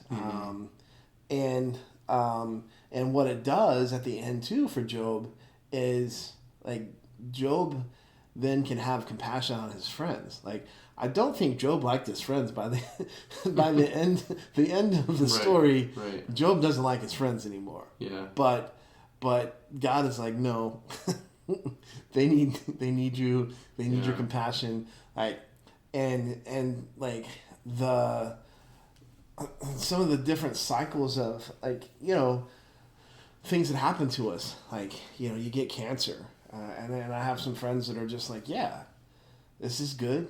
God's good, so it's good that I have cancer. And it's like, okay, I'm not there. Like, right. But some people are. Some people are like, yeah, this is just, but also it's because it's like deterministic. And that's where I'm like, well, I think you can wrestle a little bit with this because there is, I think, to me, a limit of terrible things where I'm like, I'm just not going to call that good. Like, I'm not going to make you call that good. And you and God may come to that point and be like, yeah, this is good. But I'm not going to, from the outside looking in, being like, well, you just have to accept that, your abuse as a child was good. Like, I'm not going to call it that. I'm not going to make you call it that. Is it, does it shape you? Yes. Is it hard? Yes. Is it made you better? Maybe. Like, is God redeeming those things? Possibly. But like, I think that is the struggle with the whole gospel too, and with Peter is like this. This story is just the continual failures of Peter, and Peter's just like, at the end, he's like, I guess I'm just gonna go back to be a fisherman, and Jesus is like, dude, do you love me or not? Right. Like, he's like, yeah, I love you. And he's like, no. He's like, do you love me? And he's like, of course. And he's just like, then you got a job, like, and like the failure, who was Peter, not any worse than any of the rest of us failures, but who gets the famous failures is like, he's like, go feed my feet. Like, nope, I didn't walk around on this earth for 3 years with you for you to just go back and be the person you were.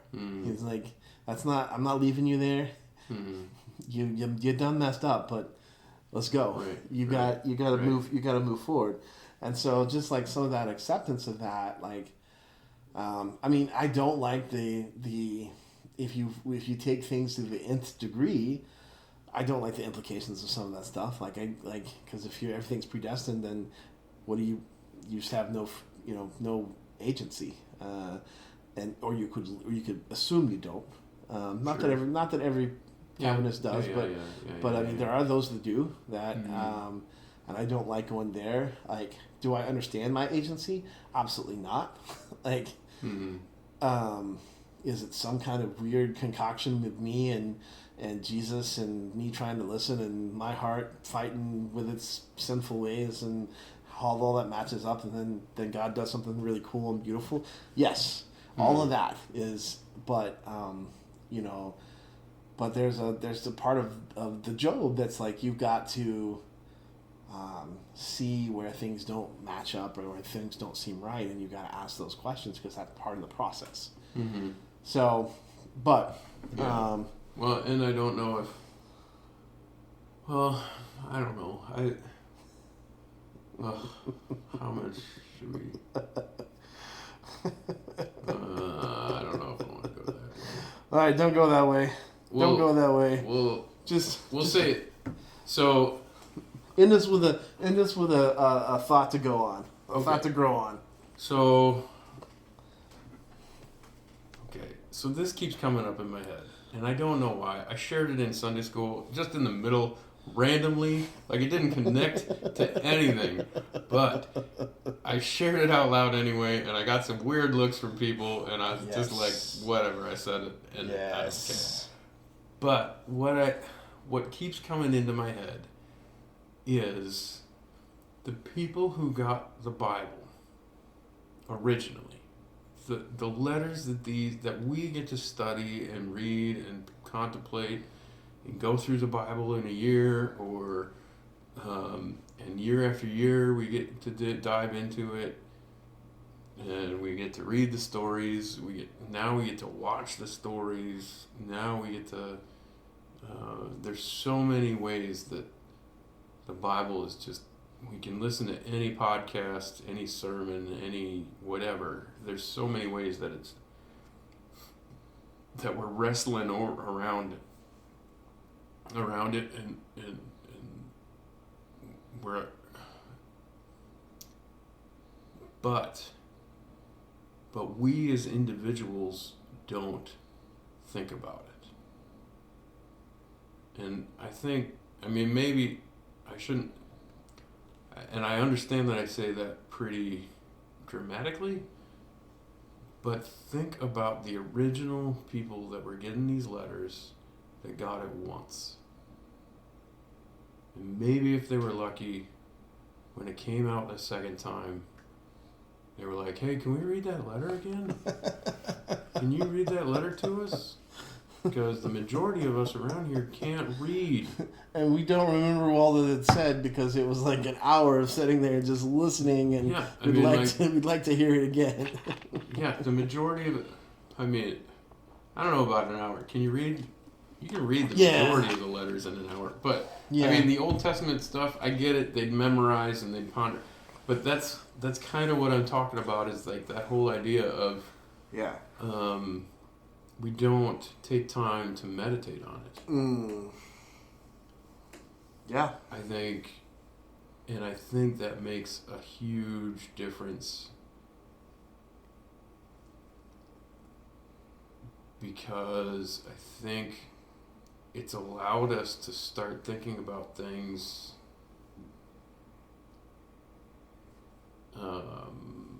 systematically, where we pull our lives apart, where we pull our theology apart, where we pull certain areas of things apart and we think about that little tiny aspect of it. When the majority of everybody that heard the Bible while it was being written, or even if you get into the Jewish culture where they were training their kids constantly on the Torah to see who would get it,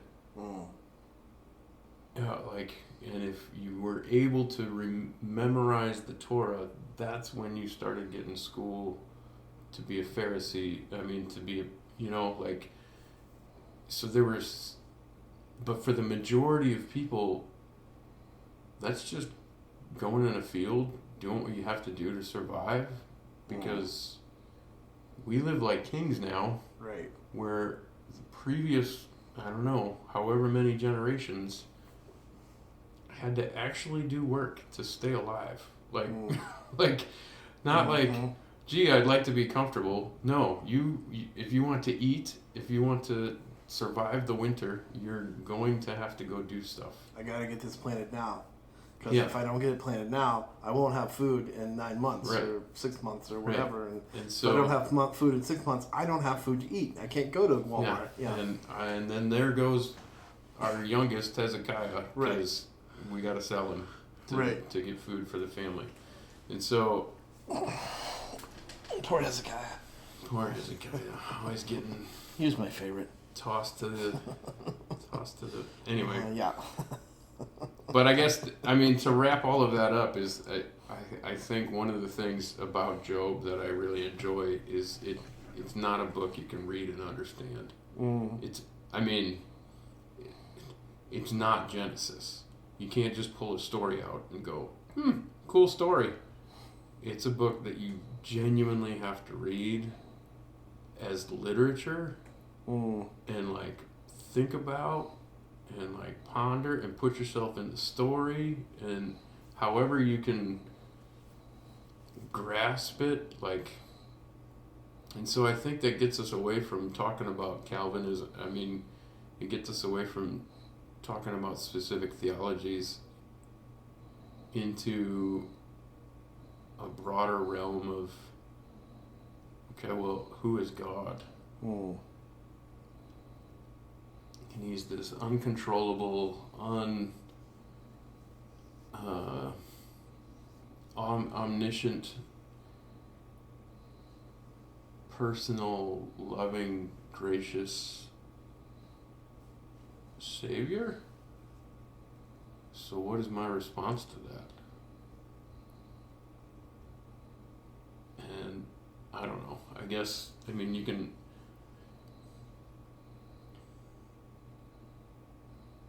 you can say he chose us first from the dawn of time, or you can say that we choose him and then we don't choose him, and then we choose him again, and then we don't choose him, and then we choose him again.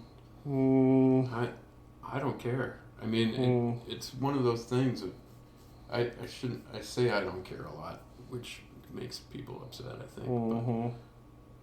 But, it's just one of those things of where does it become you trying to be right and just listening to God about what He's doing in your heart. Yeah.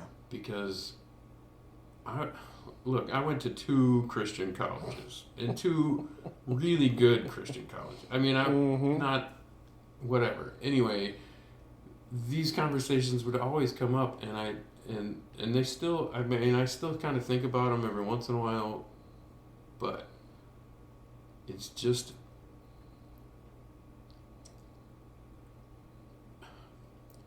I haven't heard one of those arguments about whether Calvinism's right or whether it's Arminianism or whether it's some kind of weird mix in between. Molinism. Yeah, Molinism. Or Woo! whatever it is. I mean, whatever it is, I haven't heard. It's multiverse. I haven't heard one that just lands on genuine, practical life. They all have, if you take them, string them out logically, they all have faults. They all have points that you get to that you're like, well, that's not right. Right, that falls apart. And and what's interesting to me is the gospel doesn't. And so and that's where I land. Of like, I don't know. I can pick your spot. I can tear it all the way down. Like, I don't care. Your Molinism is just a wonderful blend of both of them. Like, it's the best of both worlds. And I've read the article where Lane Craig says, no, it's not a blend. It's something slightly different. It is a blend. It's a blend of them both. You're just taking the good aspects and putting them all together. Anyway. All right, let me ask you a serious question then. Okay, serious question. Here we go. Do you think there's monkeys running around St. Louis? Oh, there are definitely monkeys. And I really hope that some of them are AI monkeys. Like, they're robotic AI monkeys. That's what I'm hoping. But I think it's super awesome that people have jumped on there's monkeys on the loose. This is what they look like. Oh, you found pictures of them? Yeah. Well, that's a vervet monkey. Oh, okay. So So that's not them. Well, That's not the one running around. No, I still haven't. But I still think it's super fun that people are like, there's a monkey in the backyard. Let's add in the photos. And that's making it hard for police to find these monkeys. That is awesome. Or is it just a hoax? Are we gonna find that someday they've never been there and they were all just AI pictures? Oh, yeah, because they don't even know how many are running around. Right. There could be up to 4 is what is argued in the article. Yeah. Which is fun. But yes, there's definitely monkeys running around St. Louis. Well, it's been cold for like 2 days, so I don't know if they're running around anymore. Because I don't know how monkeys do with cold. Can monkeys survive in cold? I don't know. These are from like they're like this. They don't seem to be from like cold climates. So, well,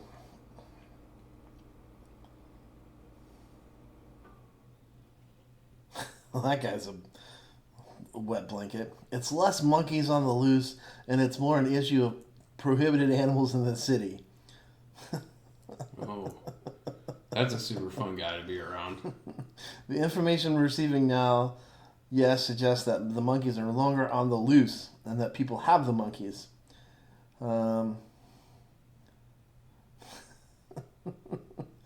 Did they ever exist? Oh, see, this person right here. That's what they ask. Did St. Louis viral primates ever really exist? Well, of course somebody's going to ask that, because conspiracy theories. But No, I genuinely believe there are at least a couple monkeys running around. Because if it was just one monkey, I guess the rumors could expand to up to 4, but These people don't. These people don't show me pictures either. I want to see the AI generated pictures of the monkeys, and none of these news stories are showing me the pictures. well, that's because That's they don't want to disappointing. contribute to the. They're all local. You got to go. I don't know how you do that. You got to go on Instagram or something. Yeah. Do some kind of Instagram search for St. Louis. Do you have? I mean, you want to give a background? I mean, we just jumped into the monkey thing. Do you want to give a background of what's going on? Okay, so let's tell the world Okay. what's happening. Everybody should be aware of what's going on here in St. Louis. So in the St. Louis area, there have been sightings of monkeys, Allegedly. allegedly. And so they're loose.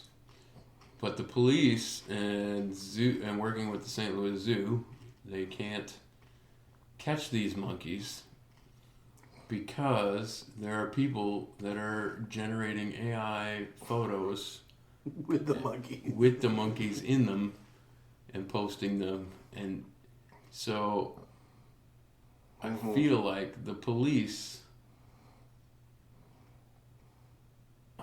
I mean, what aspect of this terrible society that we live in should we bend this towards? So the police state here in St. Louis, is now encroaching on all of our social media to try and find these monkeys. They're not using their eyeballs; they're using the interwebs, which is now AI generated monkeys. So they're having a hard time finding them. And there could be up to 4 of them loose. But there again, it's been cold for the last couple days. This story was what, 2 days ago? 3 days ago? Yeah, about a week now. Oh, a week ago now? Yeah, so these monkeys, if they haven't been found by now, can you imagine what my wife would do if my dog came home with a frozen monkey? That'd be awesome. I mean, she brings deer legs home all the time. My wife would not have, that would be nuts. Here's a stat for you. Okay. I mean, this is what I think is just You crazy. want to know that 80% of stats are made up on the spot? I mean, I love data, so I know all the data about data. Hit me with your stat. Well, here's what's crazy, right? And this is what I think about, like, even just living in Peoria. Like, I drive around sometimes, and it just like, there's parts of the city I just haven't been to in like months, right? Okay, Like, sure. they exist. Right. And like you don't have to go very far until like there's this rows of houses of people like that have their lives that I don't ever get to like it's just always a reminder of like my little bubble is so small. And so when I think about St. Louis, which is not that far from us, but it's still 3 hours, 2.5 hours, whatever. Yeah. And this is the stat that Missouri from St. Louis Public Radio says that though owning primates in the city is prohibited, a St. Louis Public Radio report from last year said Missouri ranked highly in primate ownership, with at least 30 to 50 primates bought and sold each year. Huh. There's... Well, we got to get ice to there. Get the monkeys out. Or unregistered, whatever it was. I think from what I'm understanding is that they still don't know if the monkeys were ever there. That this all could have been simply somebody posting AI generated monkey next to a car pictures to cause public panic. I mean, it could be. That could be true.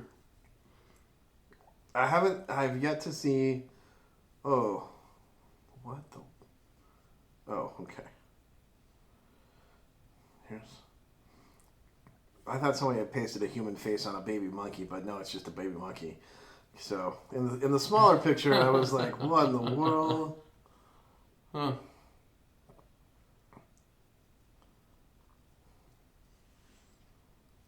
In other crazy news. Oh, that was a while ago. Never mind. Don't worry about it. That was too long ago. I don't care about that. I mean, this article, which is not really, says that it's the Department of Health confirmed that multiple vervet monkeys were on the loose. Yeah, see, the article I said they did see some.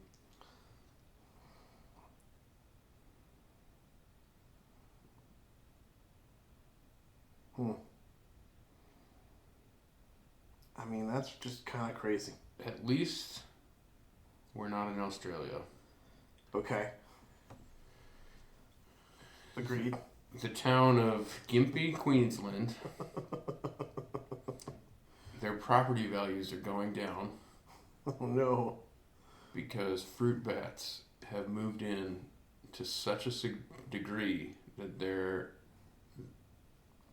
a serious neighborhood. Like there's bat poop everywhere, there's noise all the time. So it's lowering their property values because this fruit bat colony is so big. And they're bat pooping everywhere. And they're bat pooping everywhere. They're loud.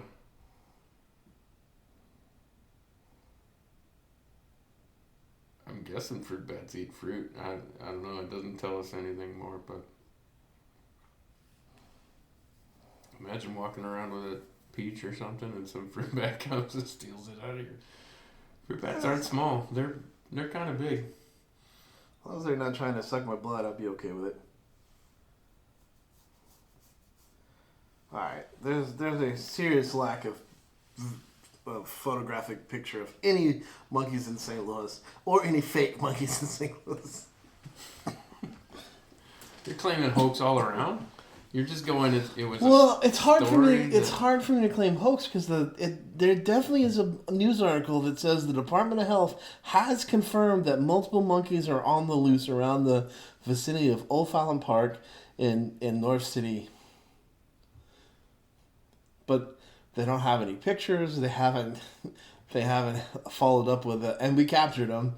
They just said it just seems like they seem to have been contained.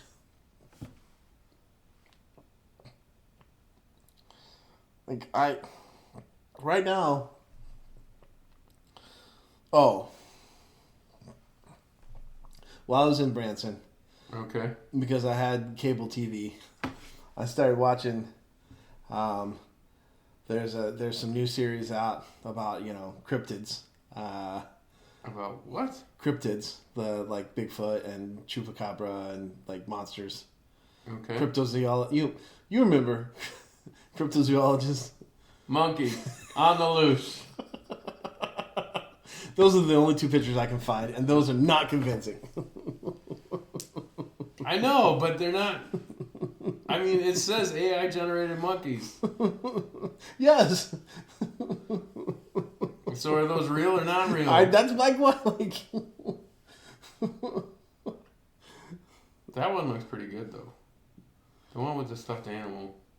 Mm-hmm. But that doesn't look like it's loose. The one on the parking sign does.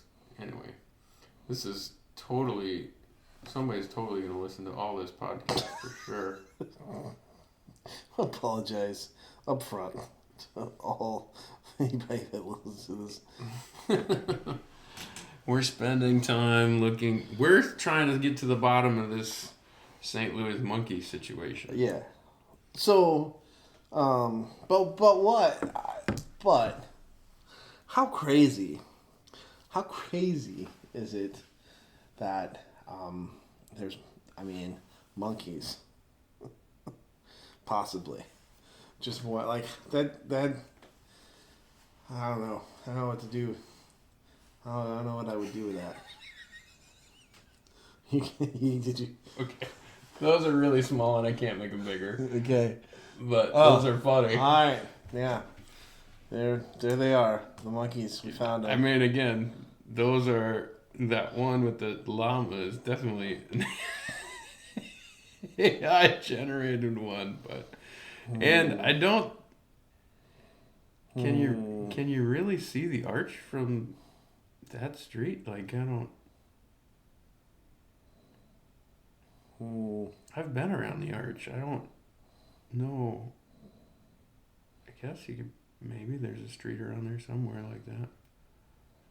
But that doesn't seem right. The angle seems wrong. Really? You don't think that the arts with the fake monkey pictures is Well- doing it for you? That one is. I'm just saying. The way that they have the arch, it seems like that street would be going down the river.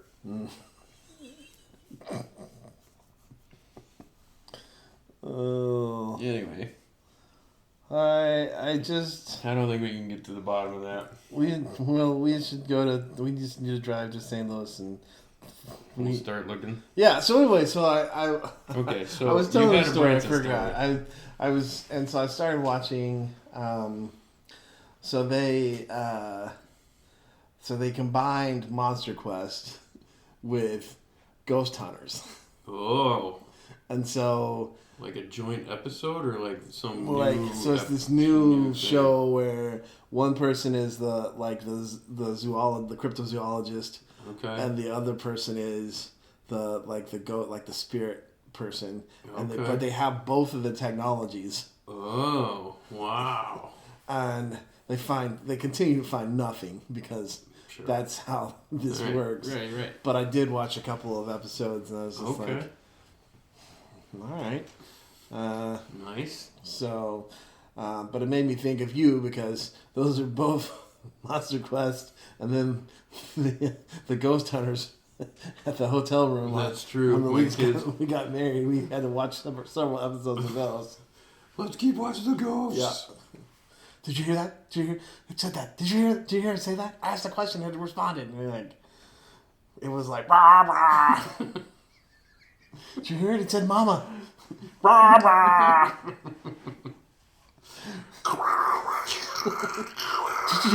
Did you Did catch you hear it? what that Did you said? catch it? What? It's, He changed tones in there. Oh, yeah, because static and whatever. so, but I watched a couple episodes in honor of both of those. All right. And at just like, Monster Quest was fun for us. yeah. And then the ghost one was fun for Yeah. my kids. Yeah, it was fun for me too. I enjoyed I mean, they're fun to watch. the like. Did you see that? Did you see that? Just, I mean, yeah. Do you see my thing? It's going crazy. What? Wonder why? What? Yeah. What thing? There's It's going crazy. there is no way that video people Yeah. putting together a TV show could figure out how to make shadows. Yeah. Yeah. What? There's no so- way some sound guy can figure out how to make it sound like. Oh So- wait, all of your audio is edited No. in post? So Oh, no okay. lie. So there is this. Oops. So there was a guy in Louisiana, and I'm watching the show, and he was like, and it's like he thought he saw Bigfoot, right? Okay. And he went and he took molds of the footprints he found, and they showed the molds, and I was like, that's an alligator. And what they said was that he had sent it to the wildlife people at the time, and they were like, we don't know what this is. And so at the end of the show, because they kind of do like a recap of like, well, we did this and we sent it, and they literally said, so we had this zoologist person look at this mold, and she said That's an alligator. It's like, I know what that is. I don't know why nobody else. Like, that's not a suspenseful thing, but they're like, here's the mold itself, and you're like, that's an alligator. Like, you're in the swamps, and what could make that? And so I just had and they were like, and of course, then they're out, and he's got this drone. The big thing that he's got this drone that picks up heat, like it's got a, so it flies in the air, and like, and it's like looking out here, and he's like, oh, it's right over there. What is it? And then you can't ever see because it's just beyond, and then it just disappears, and it's like nothing can do that. Nothing can cause a heat signature and then just disappear, and it's like, you probably I don't I don't know what you got going on there. Right. So, but yeah, they're like, and this guy, he had, and there was this film, and it had like kind of it was like Bigfoot on it, and like, but he kept it. He was this Bigfoot hunter, but he had this film where it actually could see the Bigfoot, and they found it. he never like brought it out to the public. He died, and as his daughter's going through his stuff, she found the film, and he was like, look, it's proof of Bigfoot, and people were like, yeah, but why if he had this guy who spent his whole life saying he was hunting for Bigfoot, has proof of Bigfoot on film, and all of a sudden is like, I don't know what you're talking about. So they didn't really do a whole lot of testing of it, but it was like, looks like could be a dude in a suit. Sure. So, and why wouldn't you? But yeah, but his footprints were definitely alligators. I was just like, well, that's like the Thunderbird episode where they were like, we think we got that video, and within a half a second, it was like, that's a vulture. That's 100% a turkey vulture. Like, I don't. Look at how big that bird is. Yeah, they're big. It's still a turkey vulture.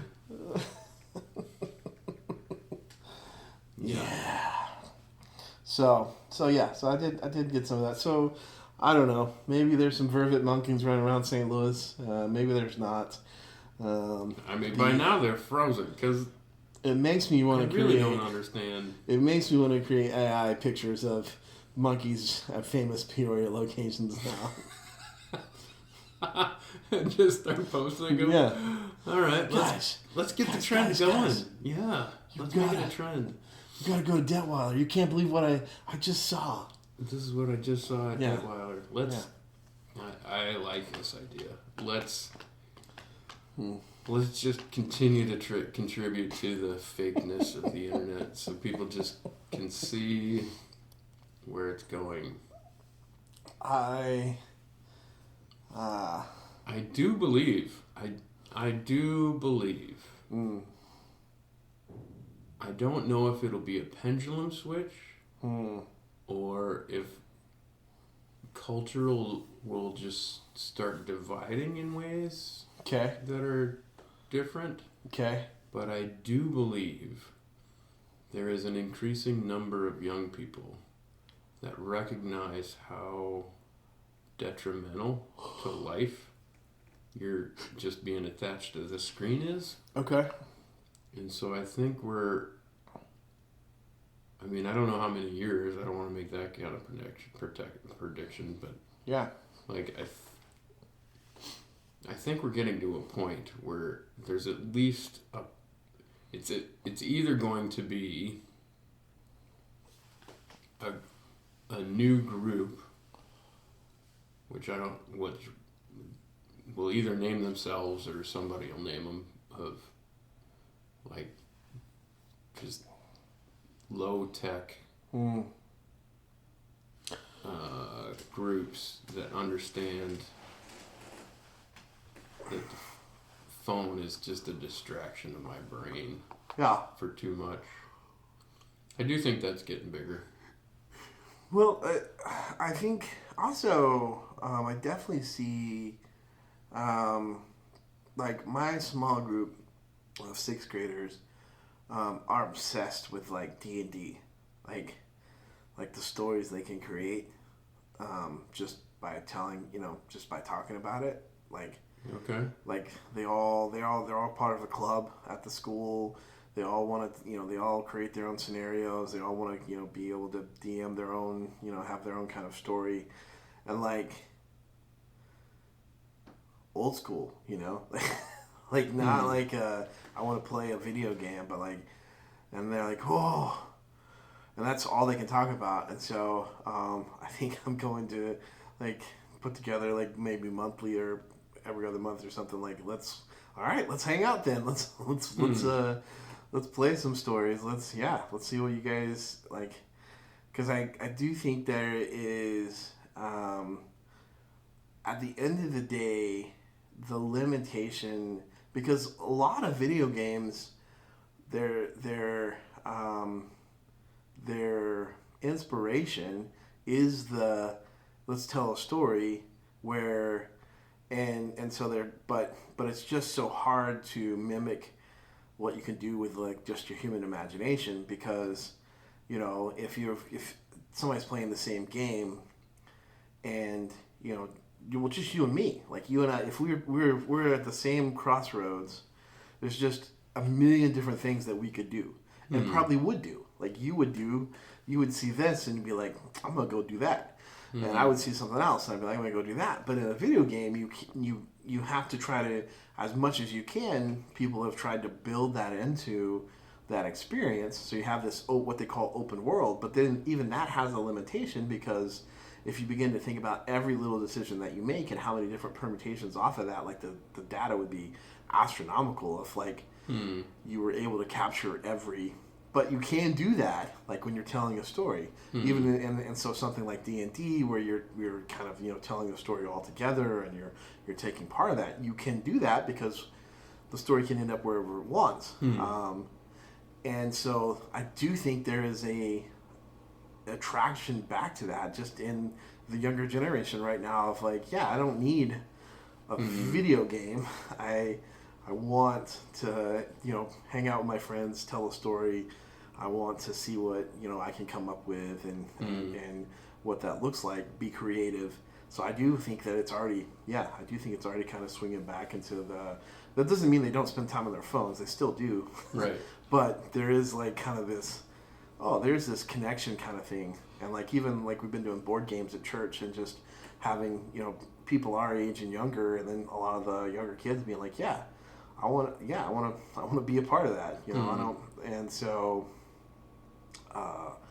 that fellowship, that community, finding ways to create that. So that's kind of what I want to lean into this year, is finding those ways to create that kind of community, and part of that, like, I just feel like I had such a hard time. I got ADD.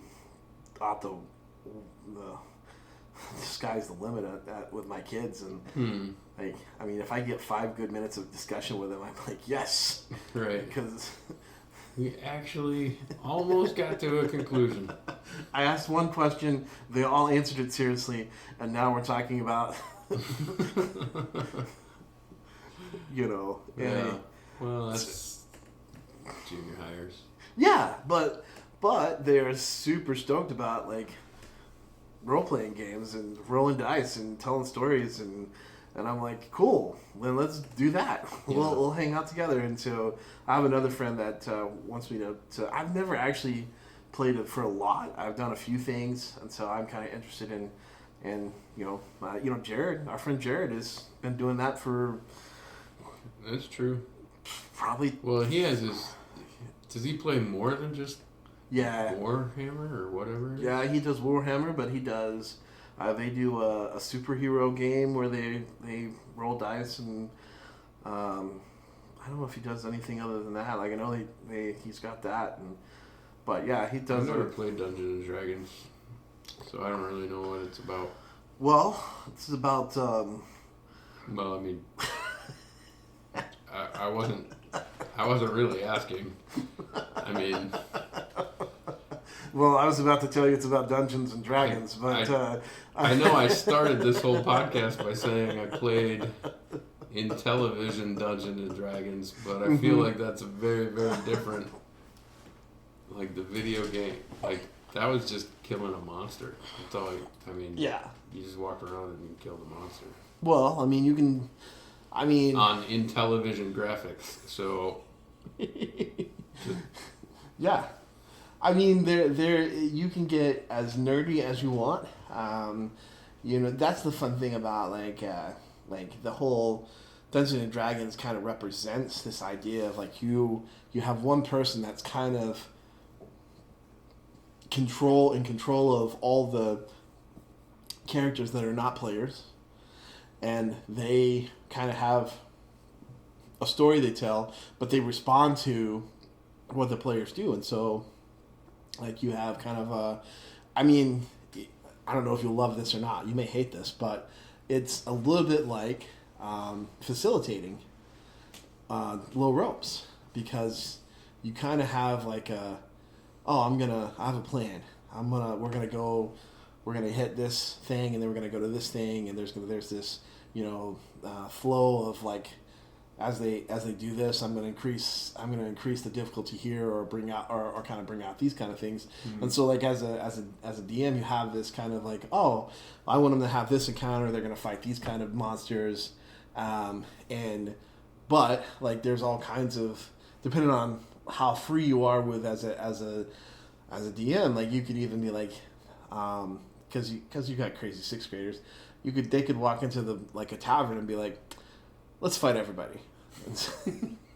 And so you can go like, I don't think it's a good idea. Like or you can be like, okay, well, how do we tell this story? All right, everybody roll for initiative, and then you just start rolling dice to see what happens. And or they could be like, you could be about to have a fight, and one of the players could be like, I want to use my charisma and see if I can talk my way out of this. And so you roll, and depending on those, like it kind of shapes the story. And so it's really kind of like storytelling, but weaving in these different skills and parts that these people play.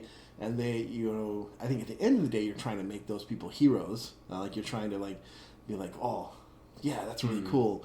I want to help you really do this really cool thing, because that's something you're going to remember. Kind of, and that's why, like in the escape room, I was telling somebody, because I was like, oh, we're going to Branson, we're going to do escape rooms, and they're like, oh, well, how, what's your escape rate? And I was like, oh, I said, it's been years since we haven't gotten out of one. Because when we started, you and I, when we first started in the game of escape rooms, the game was like, I'm gonna beat you. You're not gonna get out. Like you're gonna have to be on. You're gonna have to be on top of this to get out. And over the years, of course, that was like 2016 when we first started. Went to our first ones. Mm-hmm. Over the years, it's like the industry has kind of realized that like it's not about, because people aren't gonna come back. Like if I spend 60 minutes in a room and I don't get out, I'm not gonna pay another $40 to come spend more time just to get out of this room. Mm-hmm. I'm just gonna take that experience. And so what has happened is that they've been like, no, I want you to have a cool experience. And so like an aha moment, or like, oh, that's a really cool puzzle, or oh, I can't believe that solved that and that thing happened.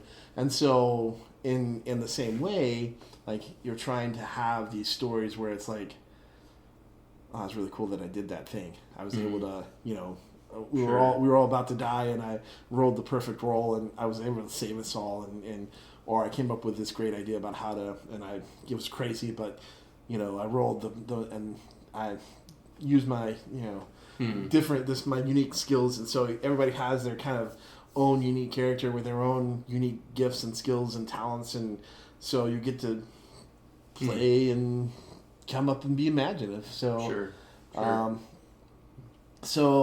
So it's it's telling stories though. And being free to do whatever you want in that story. And then of course, you can explore different things if you want to, if you, probably not sixth graders, but like as adults, like if you want to explore like what it's like to be an evil person, then you could role play that, because you'd be like, oh, that's not the choice I would normally make, but you know. So that flips me to the other side of the same coin of feels like even if it feels like there's still one of the major anxieties of youth today is the unknown of you. Yeah. As in, that sounds great to get somebody off their phone and interacting with somebody, but you're still an avatar. Mm-hmm. Mm-hmm. You're still playing with other people's avatar. You're not Sure. actually interacting with, and you know the rules. Like that Mm-hmm. person can't go wherever. You know, like Right. he can be annoying, but like there's no like. Yeah. You know the rules. Mm-hmm. Where I think a lot of people's anxieties now are based in people are crazy. Mm. Like I don't know if I want to have a conversation with people anymore. Right. Yeah. Because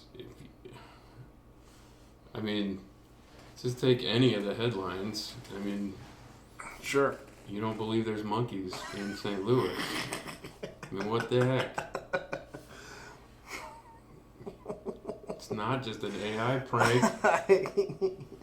Hey, you and me, man. This Saturday we'll load up. We'll go see if we can't find. We'll take our ghost hunting equipment and our heat vision drone, and we'll see what we can find. We'll try and find them. We'll take our camera crews down. We'll interview the locals. It's gonna be great. It will be great. Especially when we start uncovering all the AI photos. I just want to see some. None of the news articles actually also include, they're just like, there's a bunch of AI photos out there, but none of them are like, and here they are. Well, because they're debating on whether or not they can get sued by publishing those things. If you got a bunch of law enforcement being like, we can't find the stupid monkeys because you guys keep publishing all the AI photos that are false. I think the But only... you know what I'm saying? Like, Yeah. the anxiety that I see in youth is all about, I mean, my own daughters, this was a while ago, so they might not have the same anxieties anymore, but I know I had a conversation in our living room about people texting before they call you. Mm-hmm. And, like, some of Rebecca's friends were like, no. If you don't text me before you call me, I'm not answering the phone. You know, and I was like, you need that much security in your conversations of like, you gotta text me what we're talking about so I can be prepared, so I can, like, that's just the unknown of another person is so scary to us nowadays, and we're so afraid of stepping on somebody's toes or and I'm not saying there's no reason for it, because I should be in Minnesota. Right. What a controversial statement. Like, now you can it really is like, it's not that simple. Right? Yeah. And so, but I think we've lost the idea of being able to have conversations through it. Yeah, I think for me, the one thing that I would say, like one thing that appeals to me of like trying to, get these 5 or 6, fifth and sixth graders, now they're sixth graders, but into a group like that is that I think the thing that people, and I feel like it's been a long time in some ways, but there is this loss of community, and we don't know really how to do that. Like, and I would even say that, like, I kind of had a weird experience because I grew up outside of town, like, in a small town, and so a lot of my friends actually grew up, in the neighborhoods together, and they would just you know, it was normal for them to just walk over to their friend's house, you know. But I live 5 miles outside of town. Like, I did not have that experience, and so I mean, I hung out with my family a lot, but in that sense of, like, especially with our church being as big as it is, you know, and I talk to the youth minister about this a lot, or have in the past anyway, is just how hard it is because, like, when I was in youth group, you know, my youth group was one high school, and maybe a few kids from the surrounding towns, but we were all, you know, constantly around each other, and you know, with the youth group we have now, it's, I mean, literally we have representation of families from 30 or more schools, and so you don't have like that natural, hey, I'm going to show up at youth group and I'm going to see the people that I see at my school. I'm going to show up, you know, it's like, okay, well then how do you do community when that is not, like, it's easy when that's like, hey, we're all from the same high school, we're all from the same junior high, we all go to the same sporting events. That is my community. And how do you do that when you have like one kid or two kids from the school, but then there's the other kids? Like, it becomes very hard to belong, and so that's why. So I think that is the, like, but I think that is the hunger, and that comes from like being connected on like in the phone, is that people begin to feel like they belong, whether that's, you know, listening to watching a show or blogging, or, you know, a podcast, or a TikTok person where they're like, or they watch somebody play a video game or whatever, and they're like, I'm part of that community. But the truth is, most of the time they're not, and when they try to interact, like, it doesn't go well. Right. And so how do you form groups? And that's what we really, like, we as a church are really working through, is like we want to form groups of men and boys, but we're really focused on like the kind of the older men, like men getting together and like doing things and building that community, and yet, you know, but then there's also like, how do we get families to do that? Like, how do you get, how do you become just more than just individual entities that show up at church? And it's just hard because now we're going to, you know, right now it's hard because we have two services, and so there's like the first service people and the second service people, and we're about to go to 3 services, and now there's going to be the first service people, the second service people, and the third service people. Right. And those weirdos, you know, like, we're all one community, but we have things in common, but we don't have much common communal, because we are all on different kind of schedules, and how do you find that? And so that's kind of something that I am, I guess, thinking about, and that's why things like having playing games together, just kind of spending time with each other, it's kind of that, like, I think Larry Osborne talks about it in Sticky Teams or Sticky Church. Those are both books, but they pretty much say the same thing, which is that people just have to be around each other, and that's how they become sticky. Like, it's not really like, there's no easy formula. It's like, you just need to spend time with people, and the more you spend time, which is why you do what you do, you know, with team building and things like that. It's the idea of like, spending common time together, doing these things, building the bridge to make that community. So my future is probably going to be in some tabletop games, D&D and Pathfinder and other things that kids want to do, and be like, let's try it out. I mean, I don't know. Sure. And I wasn't saying that any of that is bad. That's all really good. Because anything interactive is good. I mean, getting people around people is always good. Right.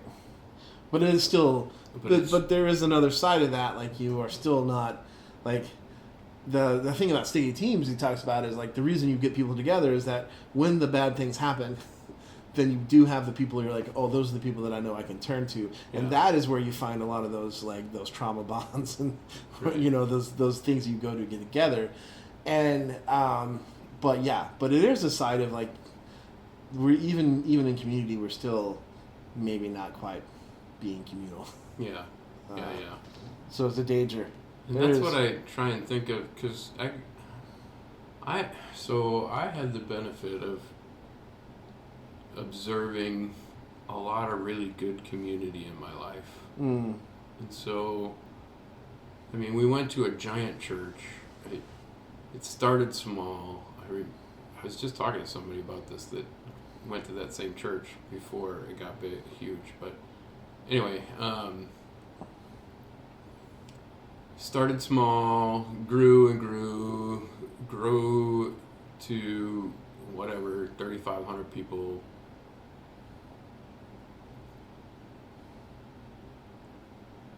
And I never felt lost in it. mm, And granted, because I was always there and because we were a family that was always at church, and then my school was there, like that was the same place I went to grade school, and so like it just felt like I always was there.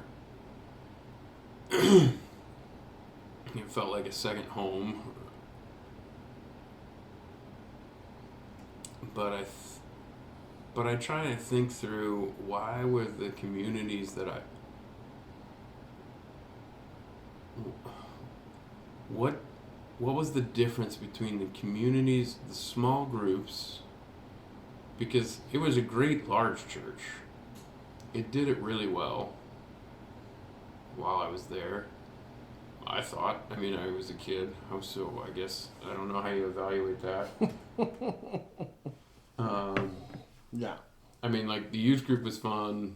We did great missions trips.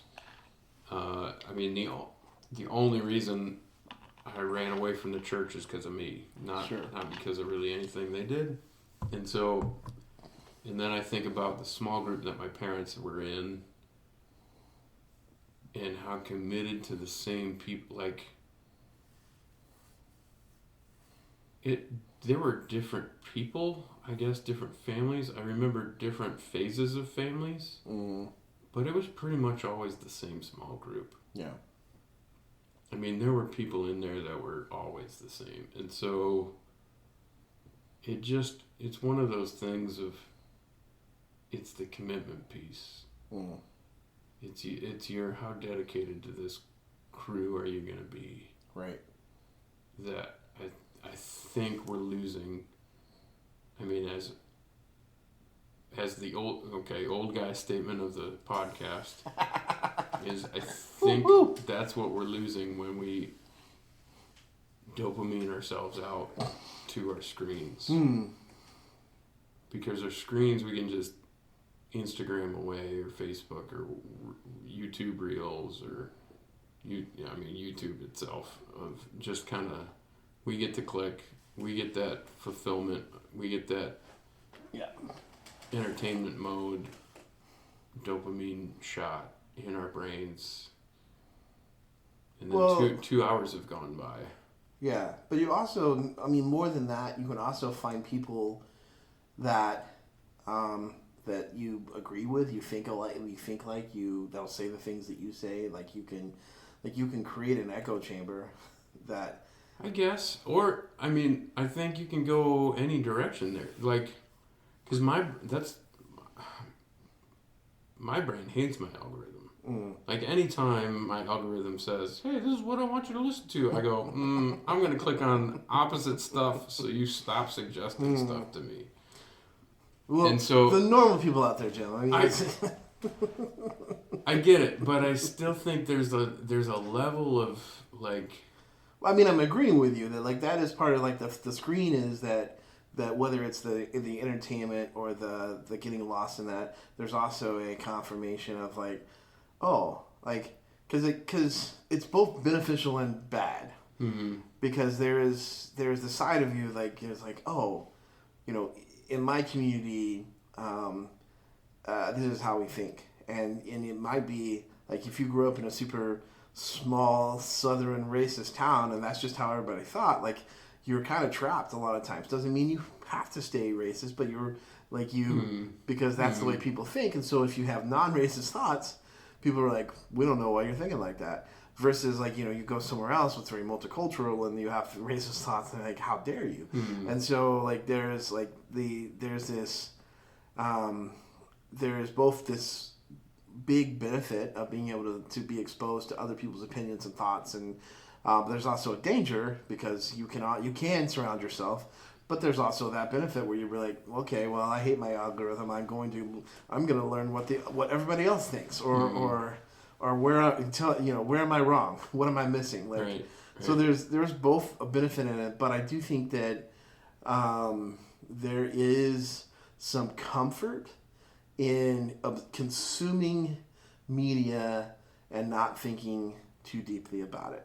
And that kind of soothes you to be like, yeah, I mean, I've got it kind of figured out. I know how I think and how I feel and how the people around me do, and most of the world really, when we're really just still a small part of how, but we feel like we just can't think how anybody else would think differently.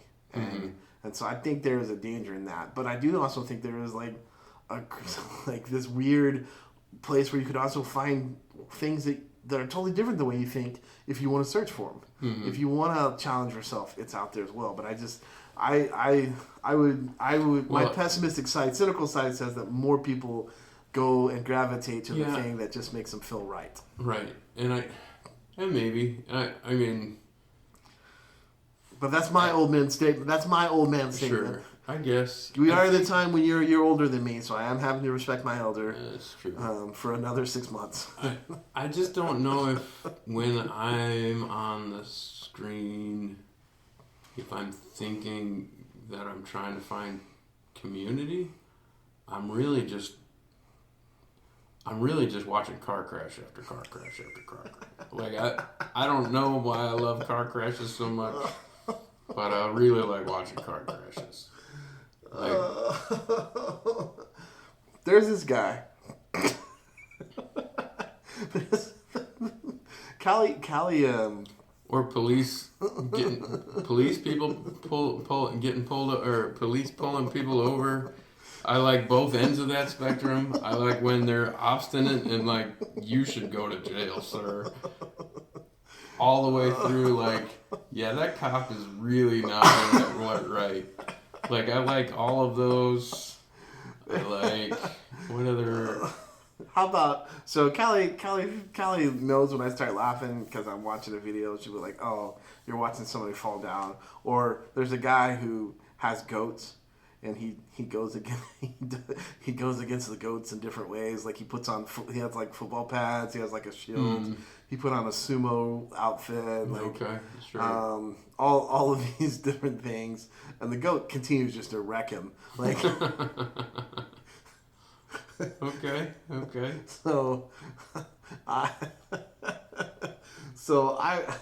will agree. It's not necessarily car accidents, but I do enjoy skiing has come up recently. I don't, probably because it's winter, and so it heard me talking about Colorado, and so it was like, oh, you want to see skiing, and so now skiing videos are coming up. It's super random, and it's not that I'm looking for that community. I think it's just an addiction to the entertainment, and because they're only 30 seconds long or even a minute and a half, if they're good, like you can lose yourself in that like just that searching for that. Yeah. Where's the next 30 seconds gonna go? Where's the next 30 seconds gonna go? Where's the next 30 seconds gonna go? And you can be gone for 2 hours. Yeah. See, I find myself different because I definitely get caught into a different kind of loop, but it's more of like I don't know if it's rage or anger or self, like, stories, things that are people that are saying, like, we weren't gonna rage bait this episode, so I'm but like there was I really try to limit myself from because I don't like interacting with people online, and I don't think it's real community. And I mean at the end, but there was a guy that I kind of enjoy his points of view about. He's a seminary professor. I think he's in Baylor now, but and he was making some points. And one of the things that happened this weekend apparently was that some ICE guy is a pastor in Minnesota, and some people like went in and protested in the church during their worship service. Oh wow. Okay. And like some other prominent, I don't know who it was. The guy just kind of like didn't say who it was, but he's like, somebody name 3 to 5 things that the government's doing that's worse than people interrupting a worship service. And this guy was like, I don't really like people interrupting a worship service, but I wanna name some things, and and so like there is a part of me that's like,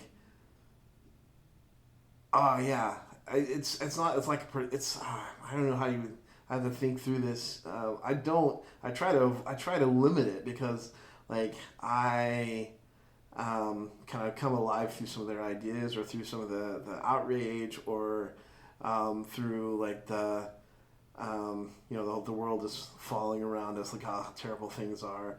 And so it's not even like little videos, but sometimes it can be videos as well. But it's like the how am I thinking about the world, and am I right?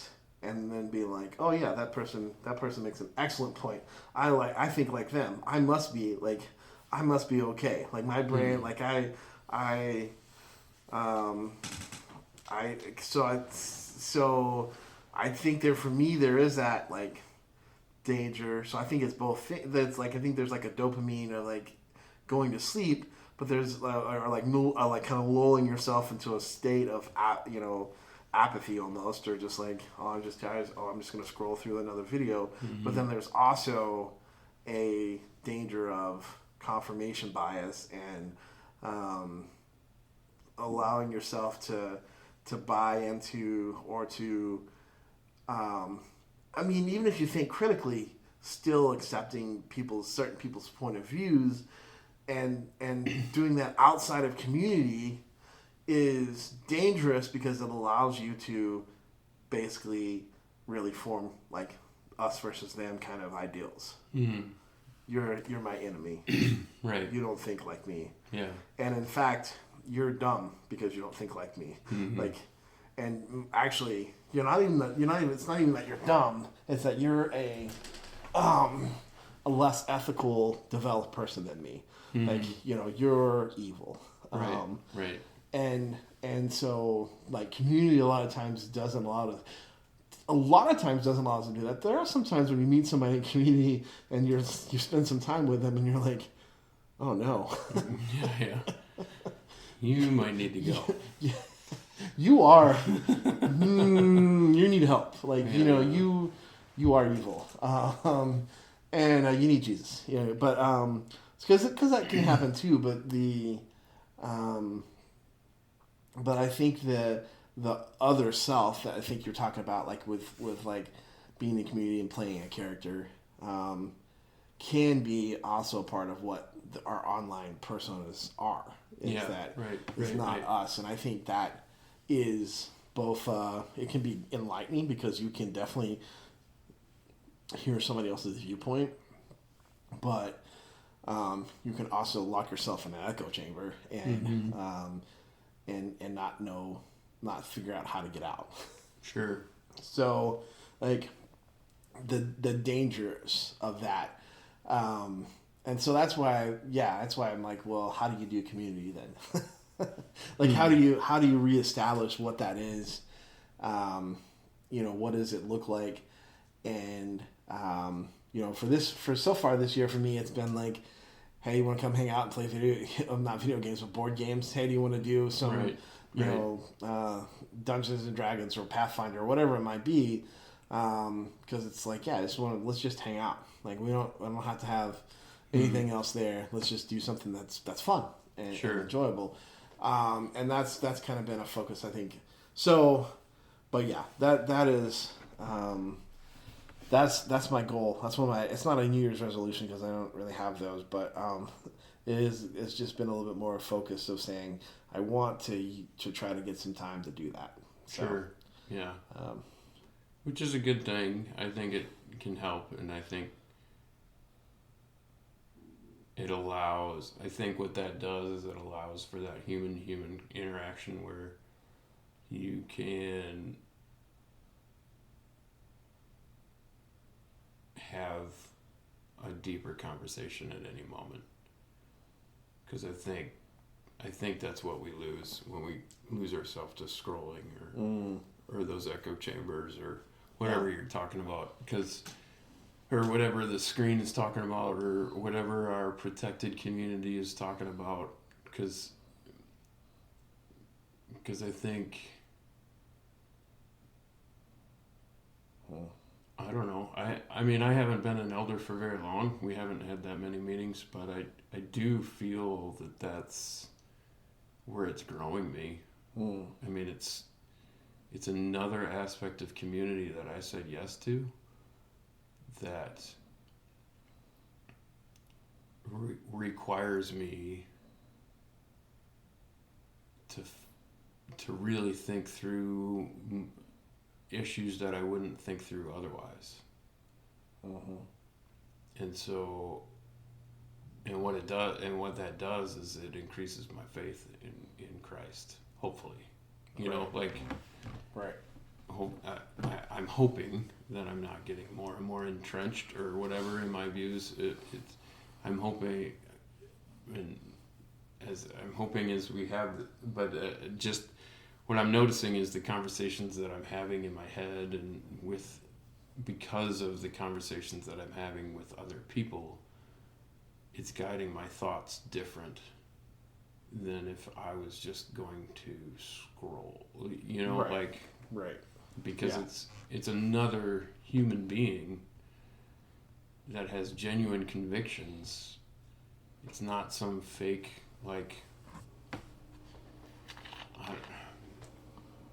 and that's, I mean, you know, social media is all about clickbait and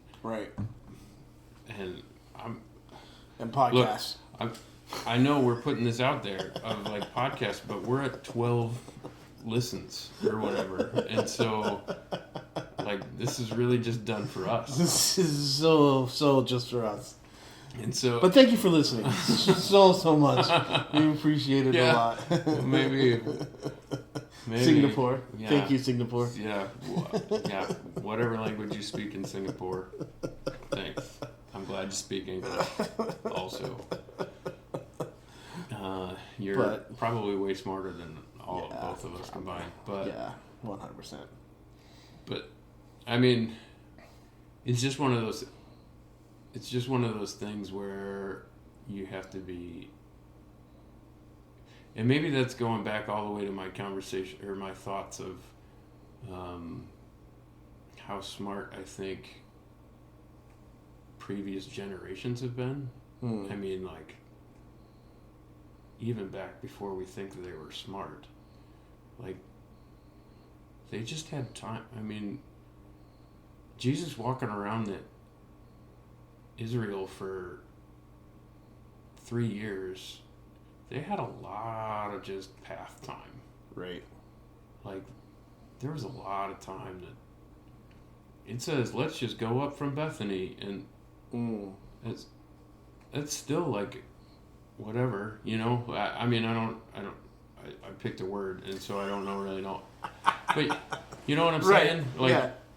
Or let's go down to Jerusalem, and it's but we're not going through Samaria, so now we're gonna take we gotta pick the big detour, which is another couple of days of walking and through the wilderness, really, you know, and nothing else to do but talk as you walk, because you're and what are you gonna on a do? hike. Yeah, because you're just walking everywhere. Yeah. And so I just think that, not to say that that's a key, I think that's an aspect of intelligence that we're losing. is just the ability to both interact with each other and accept somebody else's thoughts, but then also wrestle with it for a while. Yeah. Of like, okay, so what does that mean? Right. Like, what is... And granted, we have work that distracts us, and I mean, I get it. We have a lot of modern things that get us distracted, that are legitimate, that have to distract us. But at the same time, I don't know. Yeah. I don't know if we need all of those things a lot of times, which is makes me a camp guy. That's why I'm at camp. Come to camp. By the way, I'm looking for high schoolers and college kids. Come hang out with Jim. Come work for me. Yeah. We'll have a conversation. All summer long. Summer-long conversation. We'll have a long summer conversation. Yeah. And it'll be fun. We'll play. All right, there you go. There's the pitch. There it is. Here we go. Before we close out. Okay. Because we're getting to the end. Well, it's we're 5 minutes away from 3 hours. So, all right. Well, yeah, we should probably start wrapping this up. Some would you rather New Year's Eve style. Okay. New Year's Eve. Year. Would you rather make 10 resolutions you can break, or 1 resolution you have to keep? 10 resolutions that you can break, any of them, or 1 that you cannot break. 1 that I can't break. Okay, tell me more. Tell me why. Why would you make a resolution just to break it? Well, I mean, I don't know that you're intending to break it, but you're like, you can make it. The whole reason you make a resolution is so you change your life, isn't it? I don't know. I mean, isn't it intended, like, I'm going to do this different this year? That's why they all fail, because they're all rooted in your own behavioral change, by the way. I mean, I think this is quitting week. I think we're in quitting week. I think it's the third and fourth, the last 2 weeks of January, I think, are the quitting weeks. Okay, so the only downside, so I'm just gonna be the other side, because I have to explain why I am going for 10 resolutions and not the 1. Yeah, because commitment is scary. Change is scary, so why would you want to actually commit to something that you wouldn't, when you could just be like, nah, I guess not today. I think that is the hard part about a resolution that you can't change is that I think you would take, like, if you actually had to, like, if there was some mechanism that actually stuck you to that resolution, I think we would spend a lot more time thinking about it, because, like, I think sometimes we're just like, oh, resolution, I'll just do this thing, whatever pops into my head. Do I really want that thing? And then there's the side of, like, if you really want that thing, why haven't you done that thing? Like, why, like... Well, that's what a resolution is, isn't it? I know, but if you can't, like... What if you get into that and you're like, you know what? I actually don't really want salads for the rest of my year. Like, well, that would be a ridiculous resolution. Well, I don't know why that's the one you made, and now you can't. That's not the one. Now you can't break it. No. And salad every day, sir. No, that is the resolution you made. But I have 10 of them. One of them may be salad, but I can break it. I'm just saying. I'm gonna stick with my 10. Then I will throw it to the wayside. They're meaningless. If you can break them, they're meaningless. Would you... Some of these are ridiculous and not for us. Here's one. Would you rather give up video games or give up TikTok? That's funny. That's funny. Yeah, Jim. Which one of those are you going to give up? I literally do not care. Not TikTok. Please. Don't take that away. Oh no. This one's ridiculous. I'm a 45-year-old man. I still believe TikTok can steal all your information off your phone. I mean, you are married to your wife. So you're not too far away from that. Yeah. Would you? This one I don't even understand. Would you rather? Would you rather? Oh, I lost it. Oh, dang it. Uh-oh. Why don't we? Yeah, it's here somewhere. Would you rather? This is. I'll come back to it. I have to find it again.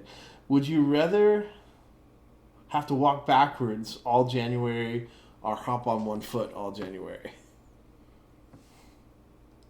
Walk backwards. Hop on one foot sounds incredibly annoying. It'd be a good like fitness goal because if you're hopping on one foot, like what if you, as long as you can switch, like if you have to stay I on the drink same coffee on the move way too much. if you have to stay on one foot, like just the right foot, like you have to choose the foot, you're gonna have one really big leg and one really small leg. I'm just saying, like, I only have one travel mug, and it really doesn't like to stay open, so I have to drink it a very certain way. And Hopping is not gonna do that not for going to you. help me with this. Well, it doesn't. It doesn't say you have to hop in place. It just says you have to hop on one foot. Yeah, but I carry my coffee every. You don't understand how much coffee. No, I understand how much coffee you drink. I know. Would you rather? This is the one that I was like, this doesn't really make sense, but let's go for it anyway. Would you rather stay up past midnight or sleep in and wake up at midnight?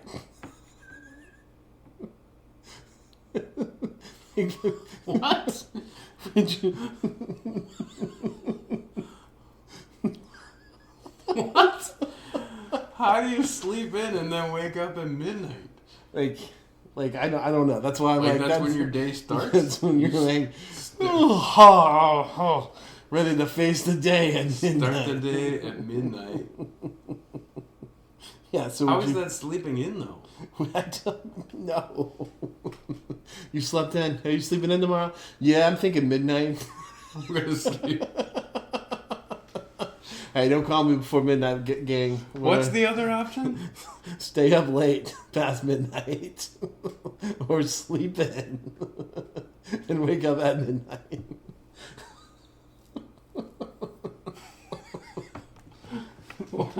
I don't understand that one at all. You know, I don't. Hey, yo, don't even try to. You know, I'll be sleeping till midnight tonight. I'm sleeping in till midnight. You hear people say that all the time. I don't know what you don't get.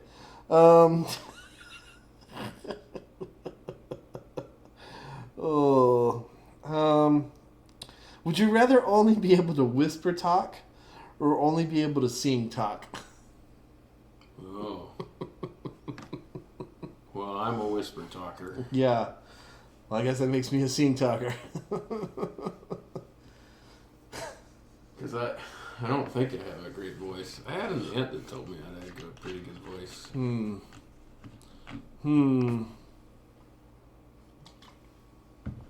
I think that was long after I convinced myself I don't have a good voice. The disadvantage of both, you could sing quietly, but it's hard to be loud and whisper talk. Yeah, you need a mic everywhere you go. Yeah. That's true. I couldn't have done Friday because I facilitated in a gym. All right, guys. Here's what we're gonna do. Hey, go grab your tennis balls, please. What is he saying? You guys are gonna need to get really close so that I can tell you the things. Maybe it would help my facilitation game. Because they would just be a lot of relying on other people to communicate for me. What do you say? You gotta go tell him.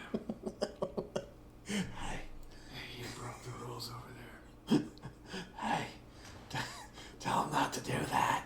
That guy over there stepped off some tarp. You gotta go tell him. His consequences, he's gotta pick his nose for the rest of the night. I'm not saying that to him. Yeah, you gotta. Hey, or bring him back over here. I'll whisper it to him. Or some singing. Like, Are you Batman? What is wrong with you? I'm Batman. Is that what maybe that's what Batman's problem is? Hey, He can't- I can't talk louder than this. hey. I slip into Will Ferrell doing Harry Carey. So, hi, hi. If you were a hot dog, would you eat yourself? I know I would. Wow. Old Saturday Night Live. This is what we've come to. Hi.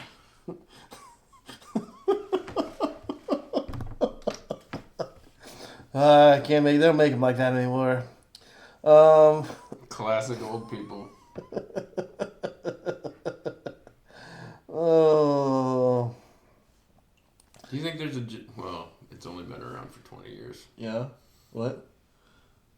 Has there been a year? Has there ever been 1 year where, well, I guess the first few years that it wouldn't have been possible. But A generation that was like. is there a generation that's allowed?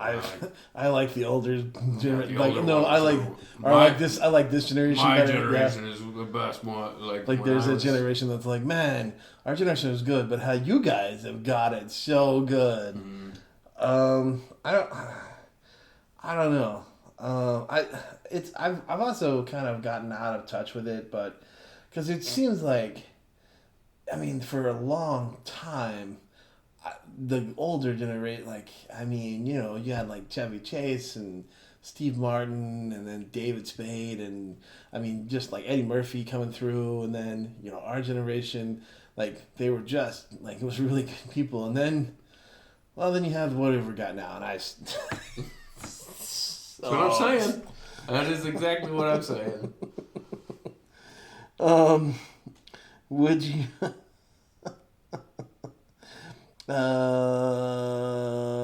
would you rather be the best athlete at school or the best academic student? Oh, I don't know if I don't know. That's the one that stumped you. Yeah, I don't know. I'm too old for those kind of questions. You gotta choose one. That's the rules. Do I get to go relive that? Like, am I going back in time and reliving it? Or do I just get to claim I was the best in my high school sport? Or I was the best in my... What about my life changes with this claim?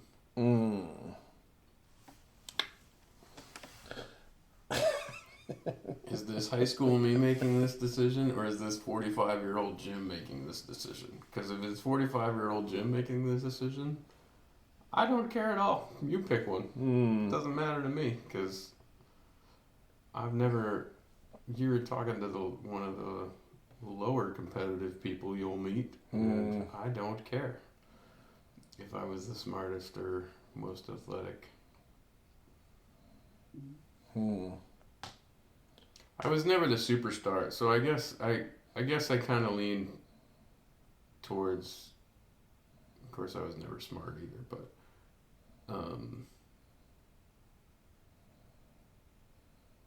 I guess I kind of lean to best athlete, because I genuinely don't know what that means. You know, like, I've hit top of my class a couple times, I guess. So I guess I know what that kind of means. Yeah. But I don't know what best athlete. I've always been average at best at sports. So. Yeah. I think I'd go athlete. Yeah. Yeah, that's I don't know.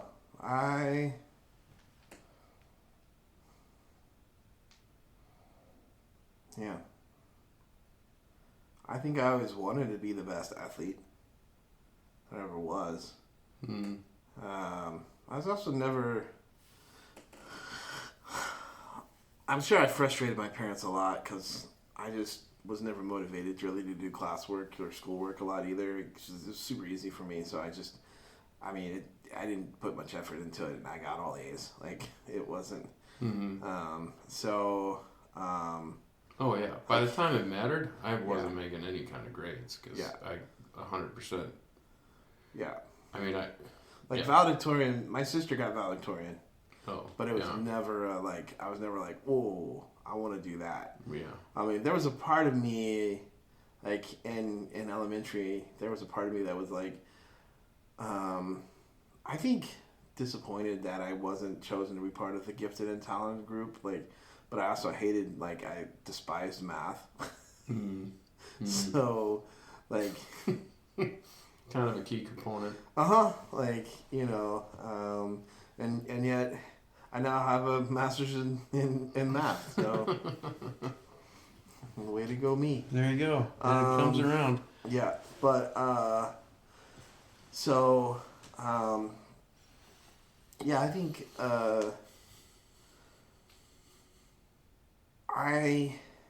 this is actually a harder question than I originally thought it would be, because what's the point?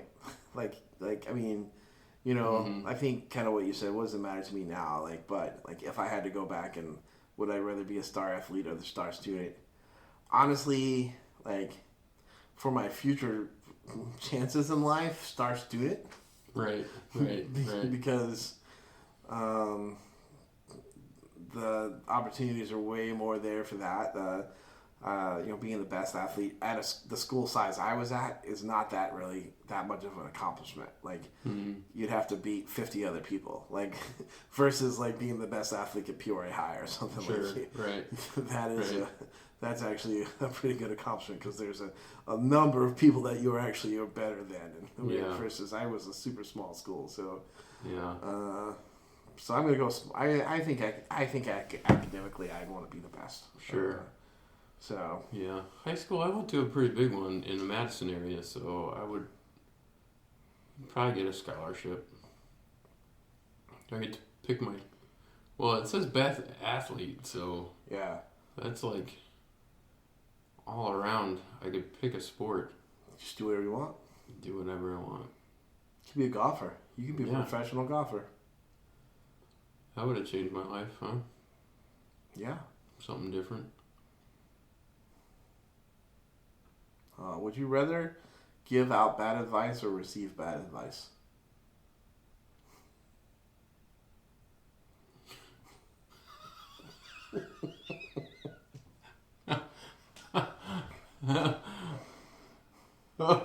I would.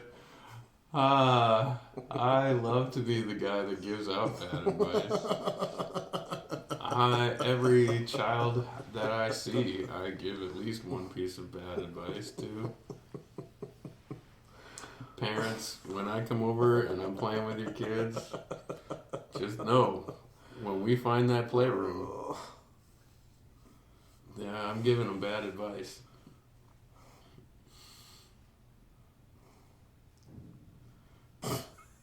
You're a terrible person.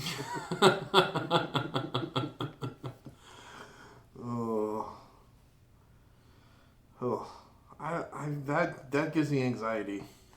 That's the difference between you and me, because that giving bad advice gives me anxiety. Oh yeah. Yeah. No, it's never it's not.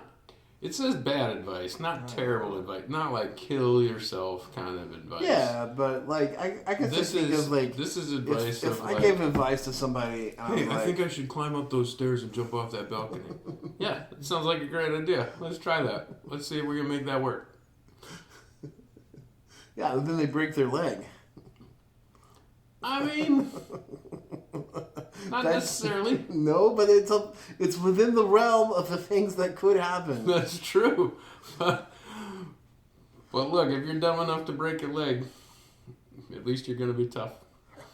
I'm just saying, I guess I think about it as a little bit more adult terms than just jump off that ledge. But if somebody came to me and asked for financial advice, or which they shouldn't, but if they did, I would, yeah, I just don't know that I'd hate to give bad advice. Because it feels like you're breaking that trust that you have with that person. So I'd probably I'd rather be in the receiving end. I don't want to give. I don't know. I probably would land there too Yeah. a little bit as far as the more serious side of it. Mainly because I think I don't know. You're not actually running around telling people to do bad things most of the time. I mean most of the time. I do hang out with a lot of youth, and they have a lot of really bad ideas. Most of which I squash. Oh, would you rather be blind or not be able to talk the rest of your life? Talk.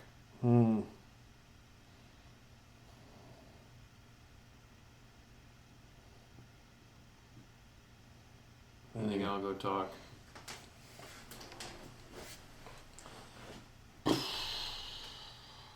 Blind would be hard. I mean, talking would be hard too, Yeah. because I do like to teach, and there's a lot of things that involve Mm-hmm. talking that I will miss. But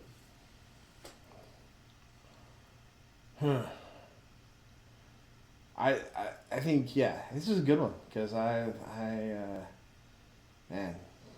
to be blind. I think the blind thing is scary because it's like a loss of independence in some ways, because it's like learning how to navigate the world, and you can't drive, shouldn't drive. Whereas not being able to talk, you're just like there's still other ways that you could communicate. yeah, I mean, it's more frustrating, but yeah. Well, I think especially at my point in my life where my daughter just got married, so grandkids are a thing. People are telling me how fun it is to be a grandpa. Like, if they're just like, well, grandpa doesn't talk. yeah. That would hurt way less than grandpa has never seen me. I think. Yeah. If you could try out any job for 1 week, what job would you choose to try? Oh, that's a fun one. For a week? Mm-hmm.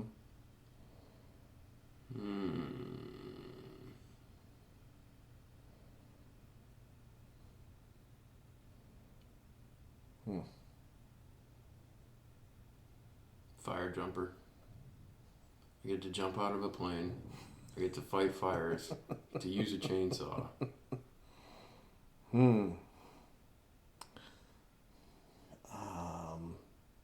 Yeah.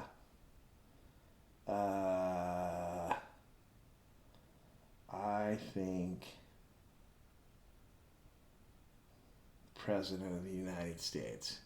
Oh, that would be terrible. For a week? No way, man. Oh, it would be awful. How many laws can I change? How many personal? Who's to know? Who's to actually know? How many things can I sign? Yeah, but it's not just like you have to do all of that. Like, you have to come up with all of that. All right, I got some ideas. Oh man. Executive orders. I got some executive orders to send out. All right, whatever. I'm game. Okay. By the way, American citizens, be ready for a mandatory listen to the unbroken ground. The unbroken ground. Everyone must listen. If you don't listen, then we're gonna put you in jail. Hi. Like Wildcat. If you became... Hey, I already answered that question, kind of. If you became president, what's the first thing you would do?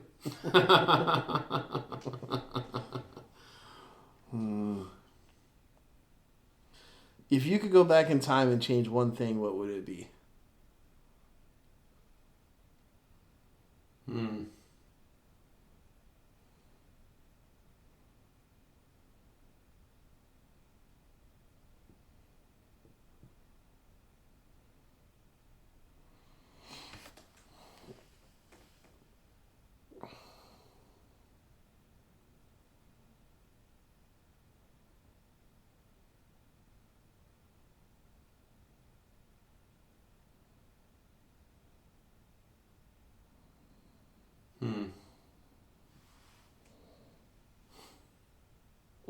rough one.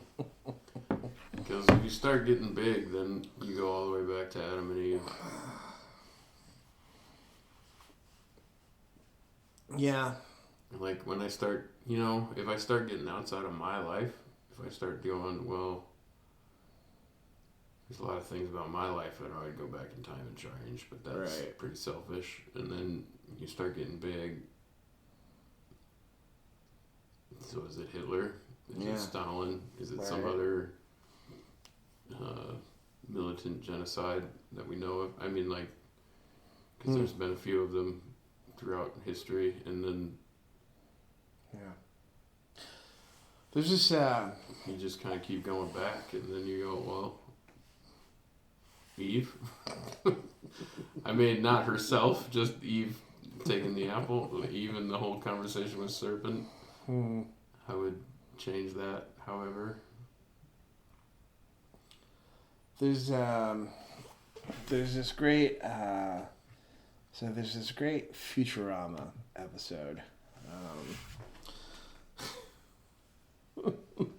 Okay, here we go. And if you don't know Futurama, I'm sorry.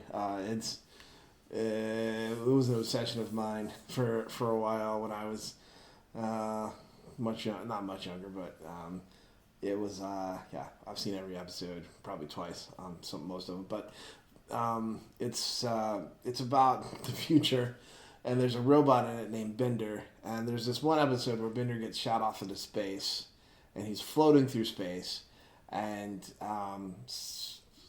somehow this colony of bacteria forms into people, basically, and they start to worship him as God because he is, they live on his body,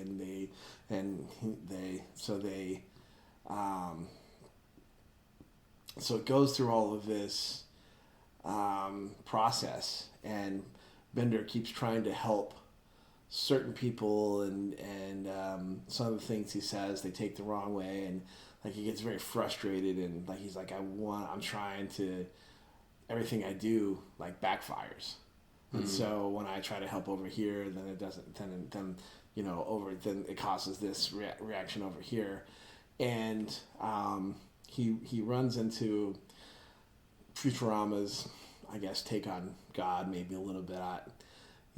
It's actually super not sacrilegious.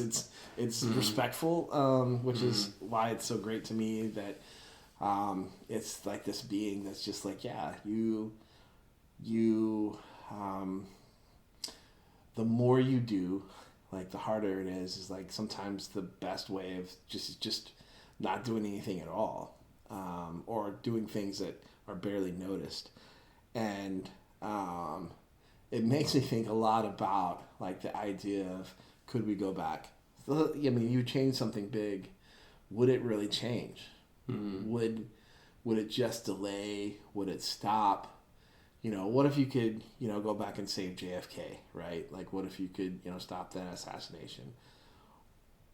What would that change? Maybe it would change everything. Maybe JFK ends up being a terrible person, and maybe we actually is the worst. Bay of Pigs gets worse. Right. It's the worst actual thing. And not that I'm not saying he was. I'm not even saying that I think that. I'm just like we often have. I think we often have that. Like, all right, let's go take out Hitler, right?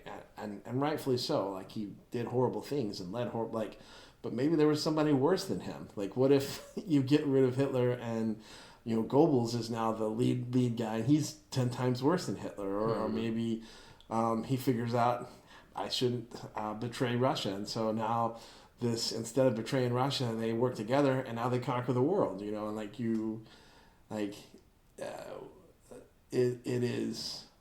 Like, I don't think there is just one thing to change.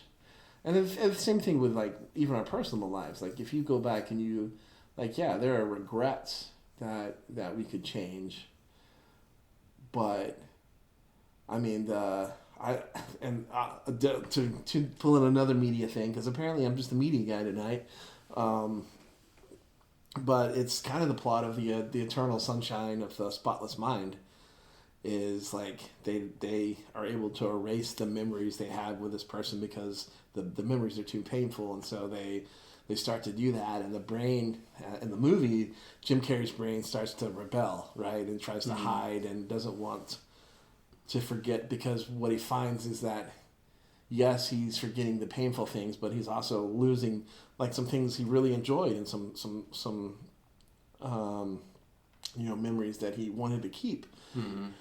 And so that's why I think it's a hard question, because if you change one thing, like, can you change your future? Yeah. Because if you can't, then why go back? Why Right. change anything? Yeah. And then like my current situation in life is not so bad that I'm like, yeah, I'd like to try something else. Right.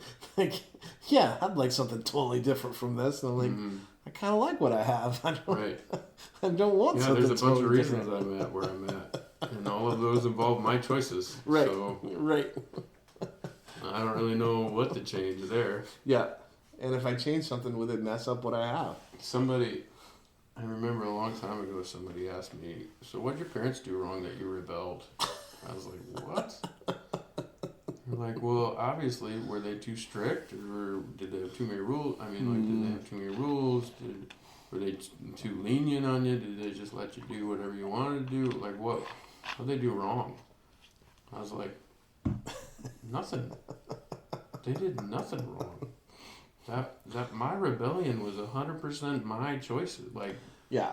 Well, I'm sure there were some things that they would say, yeah, I wish And I had done that sure, differently, they're- but right, they're but fallible humans. right, but there The- wasn't like a, well, let me tell you, like Right. let me show you There's not- the fault line there. It's Right. like, Yeah. The question is, can I change history? Like, what would I go back in time and change? And I don't. right. Would I even change my rebellion? Yeah. And that's what I would do. I would probably change the smallest piece of the rebellion that I could probably possibly change. Because I just don't. I mean, we can't know, but also there's a sense that it's like, would you be the person that God has you today? If Right. you hadn't done it's those through that things. rebellion that I understood that I am not. My Christianity is not a family trait. Right. It's through that rebellion that I understood I personally every single day need to choose Jesus. Yeah. It's through that rebellion that all of the reality of the gospel hit me as an individual. And if I took away that rebellion, it would just be a mental floss in my head of, well, this is the belief I grew up in, so Right.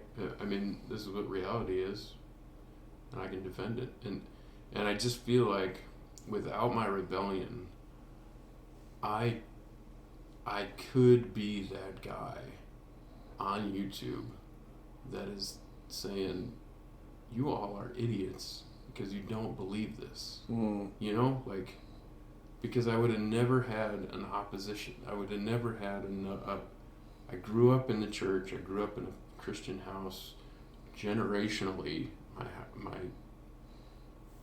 my family is Christian, and so that would have been its own little sound chamber Right. I mean, I have my thing. of my. So I don't know what I'd change. I'd go back and buy Amazon stock. Oh, there you go. Or Apple stock, or Sure. when at its really earliest selling, Yeah, I would go and just set that away for a nice little nest egg. But what if Oh just the fact that you bought it no, it goes under. changes the direction of who else can buy it and who else is involved in the company, Oh, and now it doesn't take over the world? oh. Well, that might be good. I don't know. I mean, That might be a better. You didn't make money, but you saved humanity Yeah. because Amazon doesn't exist anymore. AI. This is. I think this is the plot of Terminator, isn't it? I think so.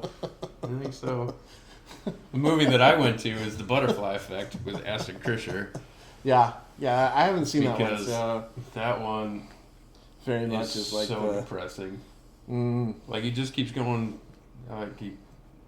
The end of the movie. It's Ashton Kutcher when he was Mr. Depression. mm, You know, like he went through a weird phase of just doing depressing. like doing weird depressing movies. Yeah. And that one ends with "My life is better if I'm dead, Yeah. Well, or if I didn't exist." I mean, that is also where Donnie Darko ends up at. So there's. Oh kinda, yeah. Similar Yeah. thing of like it just kept going Yeah. weird. Of like Donnie Darko. I don't really understand. Glass Bunny's still on my desk somewhere. Donnie Darko.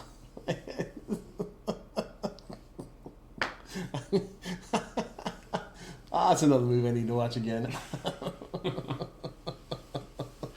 Here you go. 3 movies you all can watch. Butterfly Effect. I haven't seen. I need to see that. Butterfly. But I mean, it's kind of the same sense. I feel like that's the same plot as the Futurama, which is just like the. I shouldn't say I have to do little small things because if I just keep messing things up. And, Yeah, so, and that's what I mean. He just couldn't find an ending that was good for him, yeah, and so it's just better to be dead. yeah, so he just keeps choosing times earlier and earlier and earlier in his life to go back to, Mm. Yeah. and it just ends up like No. I don't know. It's weird. It's a weird one. Okay. There you go. Well, that's like 3 hours and 30 minutes, and we gotta stop. 'Cause You made it. There you go. Well, we only do this once a month. that's true. So you've got this weird conversation to bounce in and out of for a whole month. That's true. Welcome to season 4. Bigger and weirder. Bigger. That's what I'm calling this episode. There it is. Season 4. Talking with Jim. There you go. Bigger and weirder. Bigger and weirder. Hey, and if you find those monkeys in St. Louis, let us know, because I don't believe they exist. Send Paul a picture. I want, yeah, and if it's AI, even better. So I want all of the people to have 5 or 6 fingers. 6 fingers, and the monkeys should be wearing, walking with canes. Also, the arch in the background, and you're definitely at an orientation where you need to be in the river. Because I've seen the arch. Monkeys I on see the arch. how it is. Monkeys on the arch. That's what I want to see. That's when I will believe there are monkeys in St. Louis, is when they're on the When arch. they're on the arch. Okay. I saw an AI article the other day that it showed it leaning. Like it was like the arch tips over or something. And it was just like at a 37 degree. Like, I was like, what is going on right now? Yes. All right. Well, I think that's where we're gonna end. Bigger and Weirder, season 4, episode first podcast of season 4. There we go. Bigger and Weirder. We're gonna get to 4 hours one of these days. Yeah, for sure. For sure. All right. Thanks, you guys, for listening. Check us out on all the socials and all that, and check us out next month. There we go. All right.